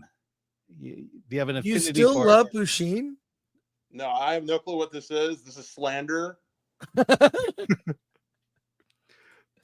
Okay, that's great, Alan. Thanks. All right. Let's hear My it. next question, it's a little bit similar to the first, but how did you get to where you are today? For both of you, actually. Real simple. I read a lot of books. You're in college, and I am a college dropout. Yet I have written a book that's required reading in college. Certain film schools use my book, The Ultimate Film Festival Survival Guide. And here's what I realized. I was broke. I worked at restaurants and fast food when I was a teenager. I even worked at a video store. So I'd work a video store during the week, restaurants on weekends, and I had a newspaper route. And I could barely afford to pay for college, which was at the time, I think like $6,000 a semester. That was a lot. So finally I was like, well, I'm going for a career in film. And my mother came out to the West Coast from Michigan to visit her brother, my uncle Mike. We went to the West Coast, and I asked her, I said, Mom, I really want to go to USC Film School, but I can't afford it. Can we go to the campus? I went to the campus of USC, and I walked on campus, and here's all the rich kids. And going to USC, it is crazy expensive. Okay. I went to the campus bookstore, and I brought $200, and I bought all the books I could afford with $200, because I thought to myself, if I can't afford to go to the school, I can at least read the same books that the rich kids going to the school are reading. And I couldn't afford to buy them all. So I wrote down the names of the books I could not afford at that time. I read every single book. I thought, if I can't afford to go there, I can still read the same books. And I realized I was paying a lot of money in film school to read a book and then regurgitate the contents of the book to the professor as proof that I'd read that book. But I was an avid reader as a kid. I read nonfiction books about filmmaking. I read fiction like Frank Herbert's Dune. And so 2 years into college, after being broke constantly, I dropped out and read all the books. So I feel like I have met people who are college dropouts, who are geniuses. I met people with college educations that were trapped in academia that are some of the dumbest people I know because they can't relate to normal, everyday people, everyday blue collar, normal people. So I feel like life experience is important and you can be self-educated.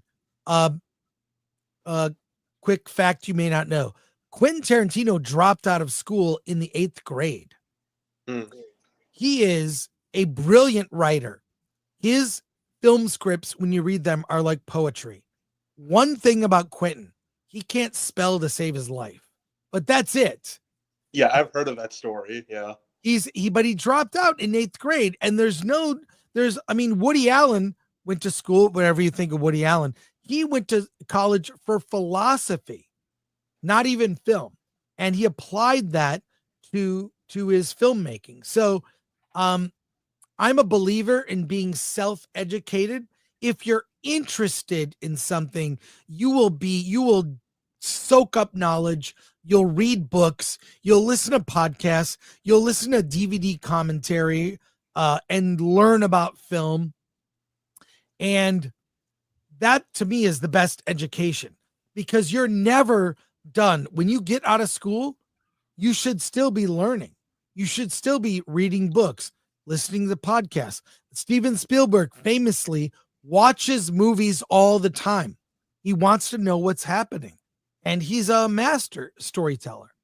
So that's what I would say. And I don't know if I forget what the question was. Alan, do you have any comments? How you got to where you are today? Yeah, and also I don't know how to do something. I write it down. I find out how to do it. I've written several books. I don't know how to write a book. I figured it out.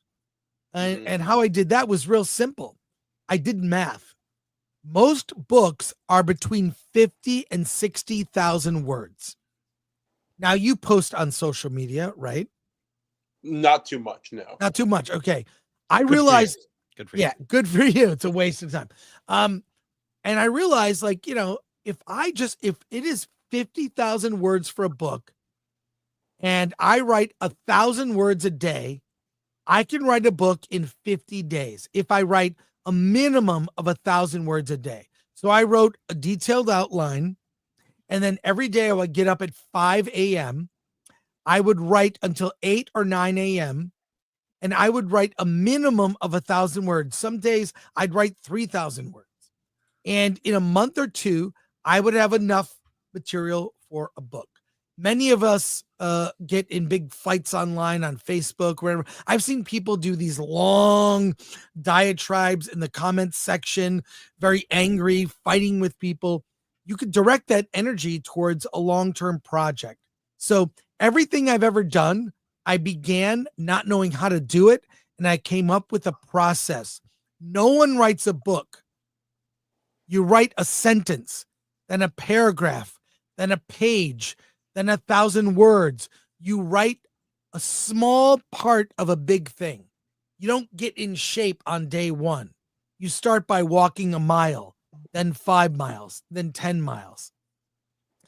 Every big project that seems insurmountable, you break it down to its smallest part and just do the small part. When you quantify the small part, you end up like, holy shit, I wrote a book. Now your first book is probably going to suck, but that's okay. You're learning. So that's my thing, is break a big project down to small parts. No one writes a book. No one makes a movie. You break it down to its smallest parts and do a little bit every day. Yeah, that's really, really good advice, because it's also similar to, because I've made one short film so far. Congrats. Yeah, it was for a club. It was just kind of fun. That's cool. And it was like practice because I wanted to feel what it was like to work in a group first and foremost. Yeah, and I was doing a lot of the work primarily because I think I was most interested in what we're making, but I covered the directing part and I also wrote it, but it's very silly. It's very silly stuff. If you want to watch it, it's on the PCC Film Club Instagram. Email me the link. Email it to me. I'm not really happy with the final cut. There was 2 Well, cuts. put the link in the private chat. We'll look at it now. How long is it? It's like 2 minutes, I think. Like Put the link in the private chat. But Alan, anything to add? Yeah, I mean, you just mentioned you're not proud of it, but the reality is you got it done, which is more than what most people can say. And this feeling of, oh, it's not perfect. Well, identify what's not perfect, and then think about the next film and what you can do to make the imperfect perfect. But you just got to keep making movies. What's your next question? We have a lot of chat comments. I'm surprised people have not left. This is great. I can't see the questions. How do I check? Oh, I'll show you. I'll get to the questions. Don't worry about that. What's your questions? We'll wrap up on that. Then we'll watch your movie and we'll go to comments. All right.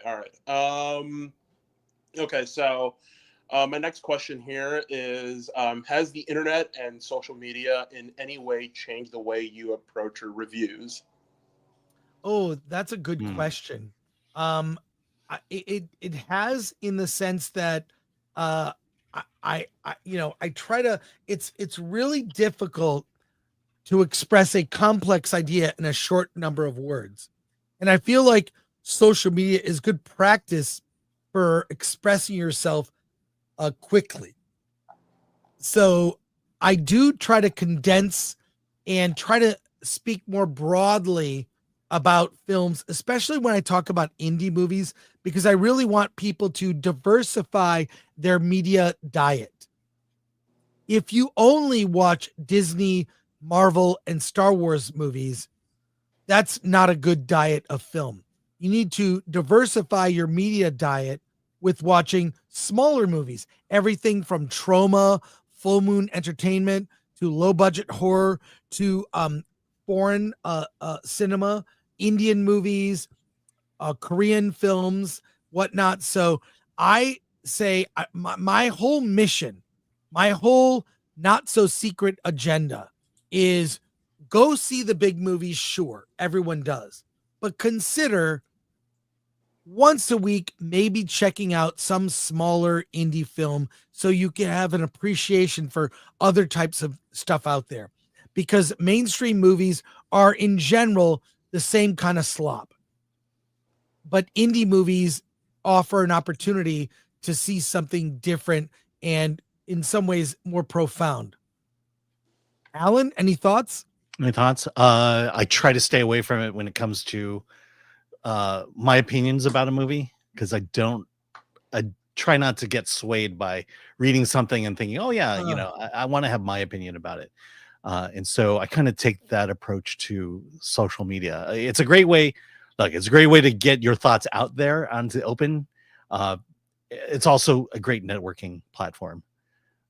Just finding people who want to do the things you want to do. And I think if I were to give you any advice where you are now is, build your network. You're in the prime position right now to build a network. If you want to get into movies and you have fellow students who are making movies, volunteer to help out. Just offer your time, because this is the time that you could do all that for free and give your services for free, because after you graduate, you're going to want money from them.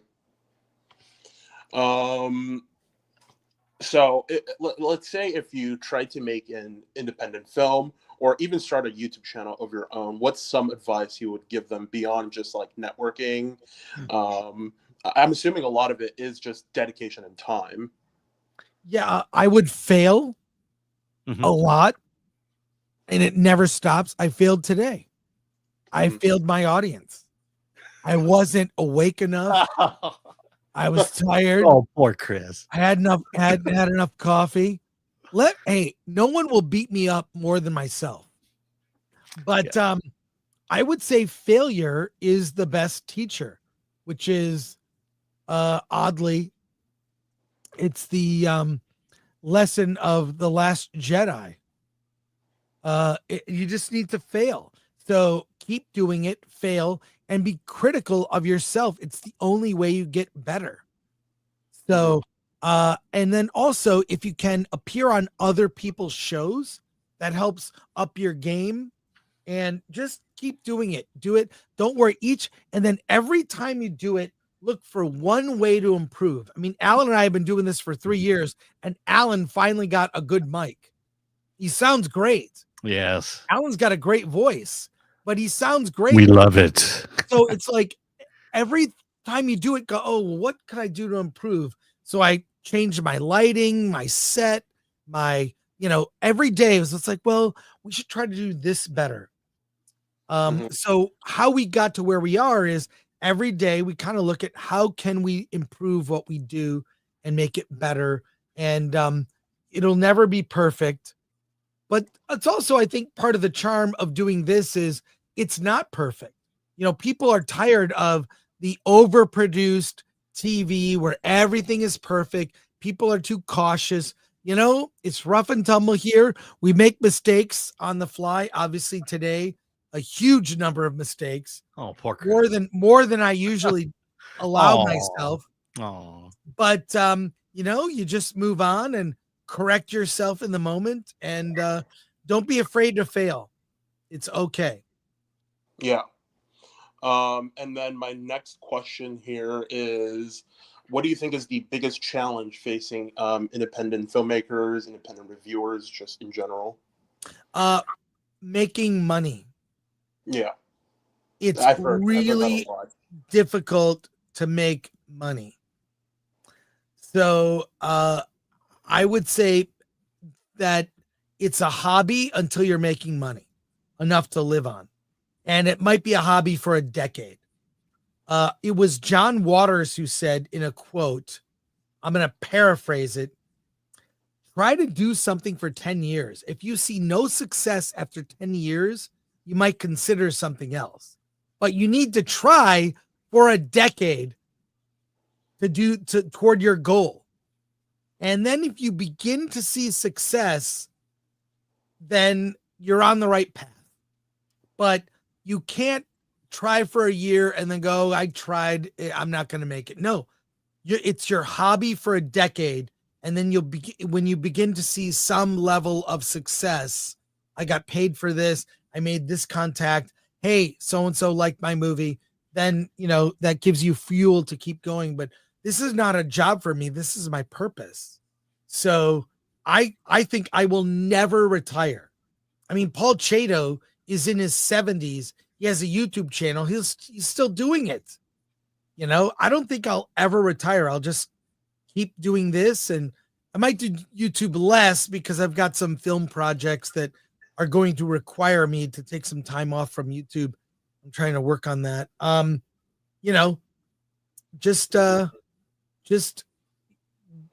Never give up. There you go. Probably having a balanced schedule, right? Yeah, you got to have a balanced schedule. Like I said, that's why when writing a book, get up at 5 a.m., write for 3 hours, go to your job at 9 a.m. There's a very famous attorney, I forget his name, who did that, became a renowned screenwriter whose name escapes me. But that was how he did it. He got up at 5 a.m., went to bed at 9 p.m. every night, got up at 5 a.m., wrote his script for 3 hours, then went to work at 9 a.m., in bed at 9 p.m. It's called discipline. And I hate to say this, I'm not saying this about you, but what I've seen from a new generation coming up, they are undisciplined and kind of disappointing. In order to reach any goal, it's going to take pain, no gain, right? Like you gotta be consistent and discipline will be the key. Consistency and discipline. Hey, let me throw my 2 cents in. Please, Alan. In terms of becoming a good independent filmmaker, story. Learn to tell stories. in ways that are engaging to audiences, and then learn to tell your stories. Look, if you have a good story, it doesn't matter what you shoot it on, whether it's your cell phone or a professional camera. The story is the thing that people will connect with no matter what medium you use. And so ask yourself, what are the stories that you've seen in the past? What movies, what books have you read that you connect with? Why do you connect with it? What is it about that resonates with you? And then what you're trying to do then is to replicate that on your own, and to say, oh, here's a story in my mind. How can I get people to lock in on that? And the reason I say this is because I've been doing improv comedy for, the mid 90s. And that's been my, that is what I do, is I step on stage with nothing and I have to tell a story.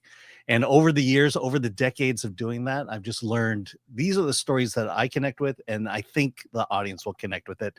And I have to make it up within seconds of the start of the scene. Let me show you a short story right now. I was at AMC Burbank 16 last night, and here's the story I told. It's very short. Now, this is something I haven't seen in a very long time. I'm at the AMC Burbank 16 in Burbank. Here, of course, you've got the Mission Impossible promo there with Tom Cruise. Very excited about that. But here's something I have not seen in forever. The escalators at the AMC Burbank 16 are working. Both escalators are working. I have not seen that in so long. Both escalators, folks. Look right there. You almost never see it. I can't believe it. See, I'm engaged. I've been going there for how many months or how many years? They never work. The up they never works. Work. They rarely. So there you go. All right, next question. Let's go. We have a lot of comments now. You're getting a lot of love, Hudson. That's good to hear. My next question is, would you recommend something like college? And would that get you further, or is it just purely like talent-based for film? There's no formula.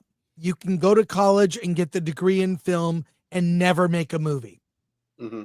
Or you can, I do feel that the negative, college is prohibitively expensive.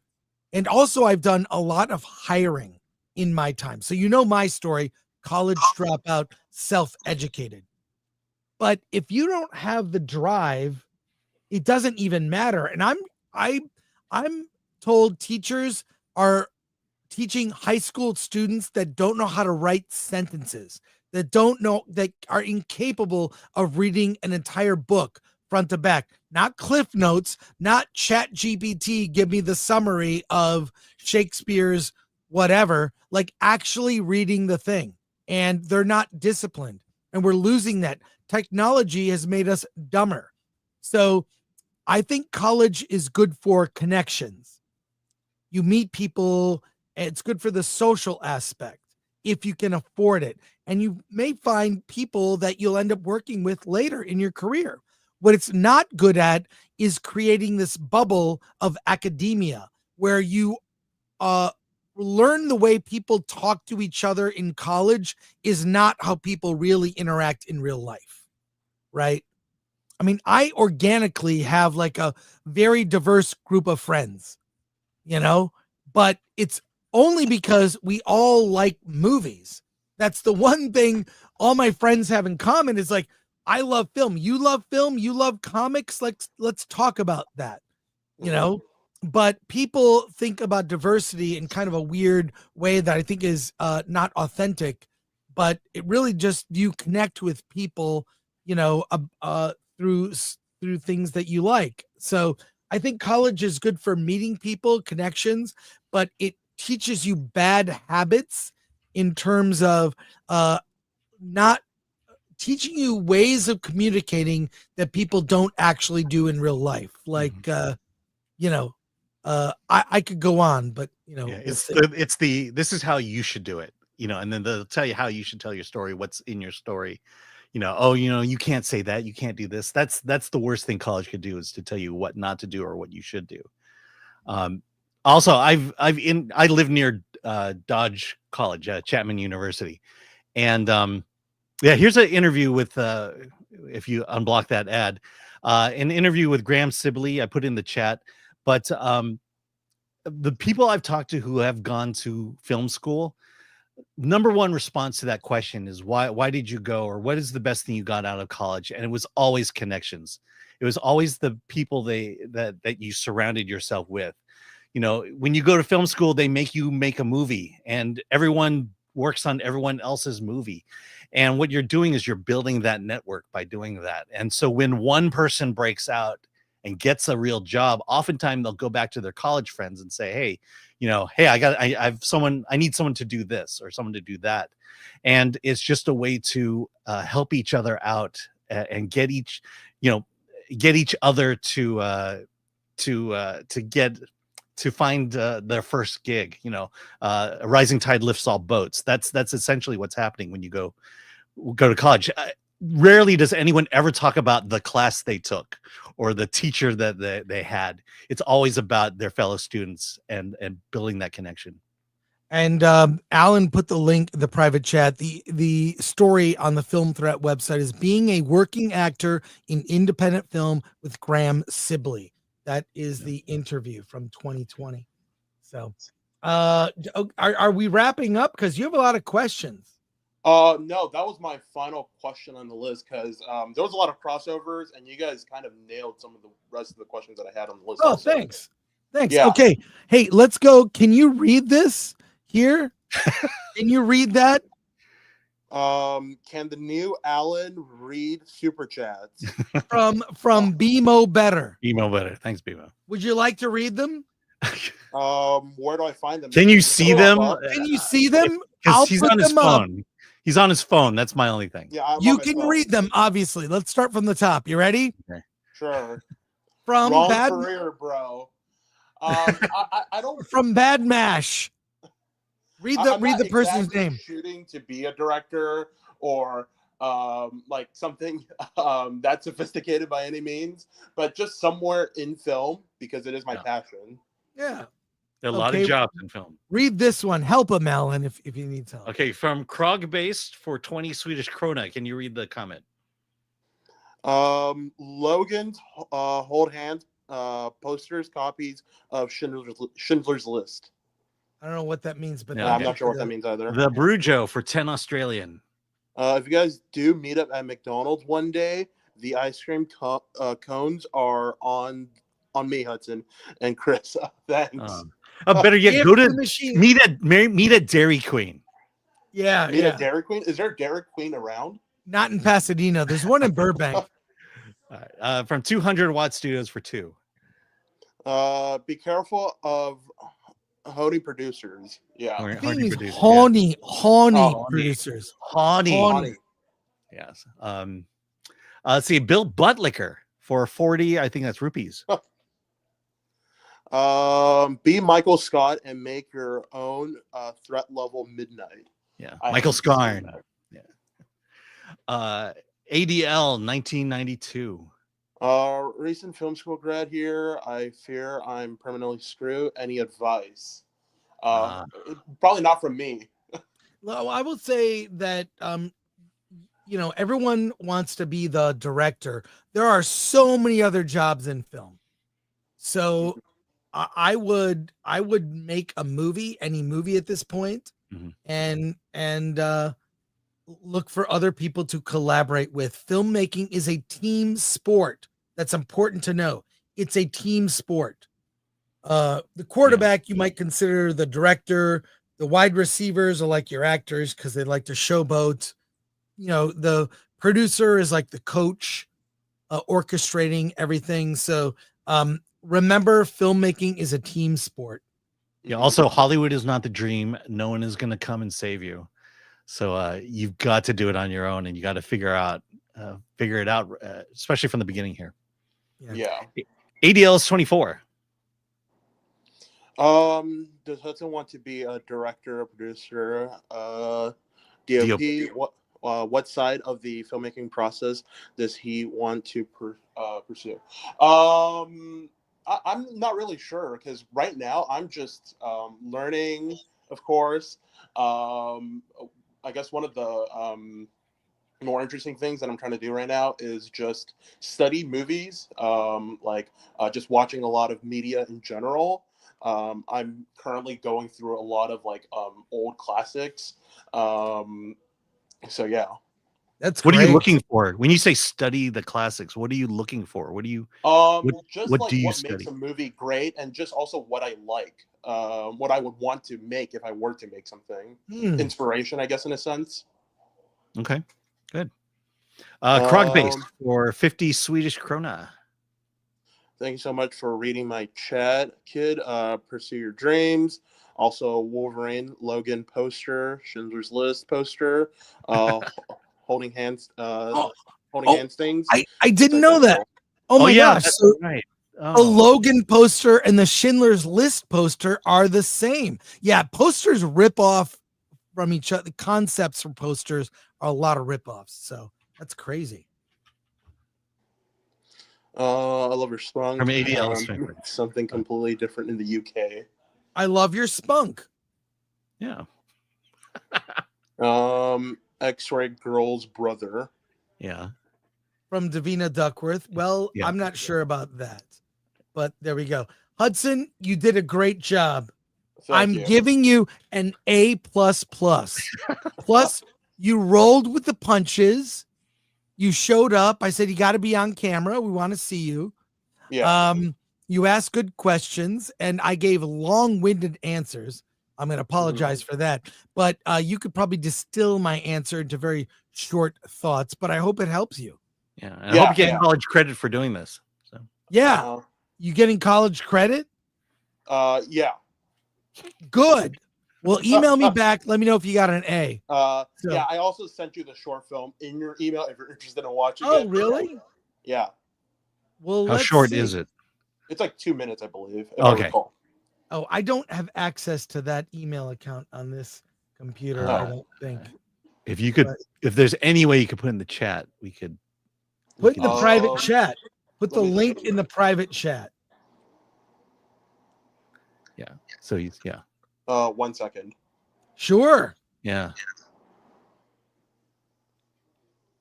He's got to get the URL. Well, there you go. There you go. Let me see if I can send it to myself. Yeah, new people. All right. We've got to wrap up, Alan. We got to wrap up. Yeah. We got to wrap up. But hey, Hudson, it was great talking to you. We will watch your career with great interest. Thank you. I'm quoting Emperor Palpatine, which he said that to Anakin. Yeah. Start by asking yourself, why do you love Pusheen so much? And then kind of build a thing from there. Yeah. Why do you also found him? another Hudson Chen who's a master Rubik's Cube. Share it, Alan. Share Yeah, shoot. Yeah. No, I already got rid of it. So okay. All right. Hudson, thank you so much. Congrats. Yeah. And again, we'll be paying attention to your career, and you'll remember this moment. You came on the show. Thank you. Thank you so much. Talk to us. I hope we inspired you. All right. Where can people follow you on social media? I only have a letterbox that I post stupid comments with for movies, but that's really about it. So you're on Letterboxd, Hudson Chen. Look you up. I have a different username. I'm not sure if I want to share it, but yeah. Okay, good. All right. You're smart to avoid social media. You're already ahead of most of your peers. I'm gonna say. Thank you so much. Take care. Have a great weekend. Yeah. Thank you. Thank you, Chris. Thank you. See ya. And see you later. Oh, thank you. You're welcome.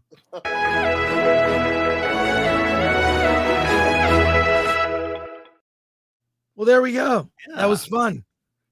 We're going to wrap it up today. Oh, one last came in. Yeah, Krogbase for 50 Swedish. I get happy when Chris excited about my Sherlock deductions.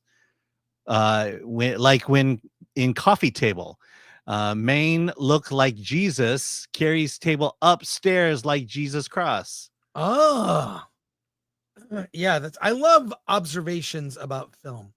Still I love that. Movie. And thank you, Krogbase. Appreciate that. I want to say thanks to our mods, Lord Thoth, MK Solid, Atomic Lori, Glenn Nuccio, our intrepid producer, which is watching the show today. I love that. And thanks to you, Alan. What do you got coming up this weekend? Yeah, Sunday I'll be on George the Giant Slayer. I'll watch. Yeah, I'll be there to give smart ass comments to whatever. That show is turning more and more into Versus. Yeah, I know. It's the same people from Versus. Yeah, but they're talking politics. Great. And more pop culture than we do. I am going to Cruel World on Saturday. I'll be at the Rose Bowl on the outside of the stadium near Brookside. And I'm seeing a bunch of bands from the 80s and 90s. It'll be a lot of fun. So Cruel World, just Google Cruel World Pasadena, and I'm going there.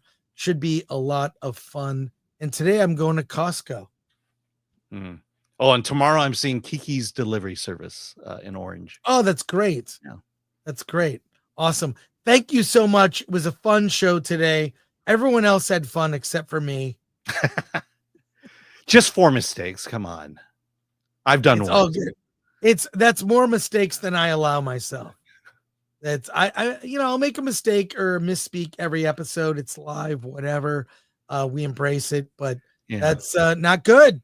And I'll blame your missing kidney for the better missing kidney, stroke. You have to tolerate a lot here.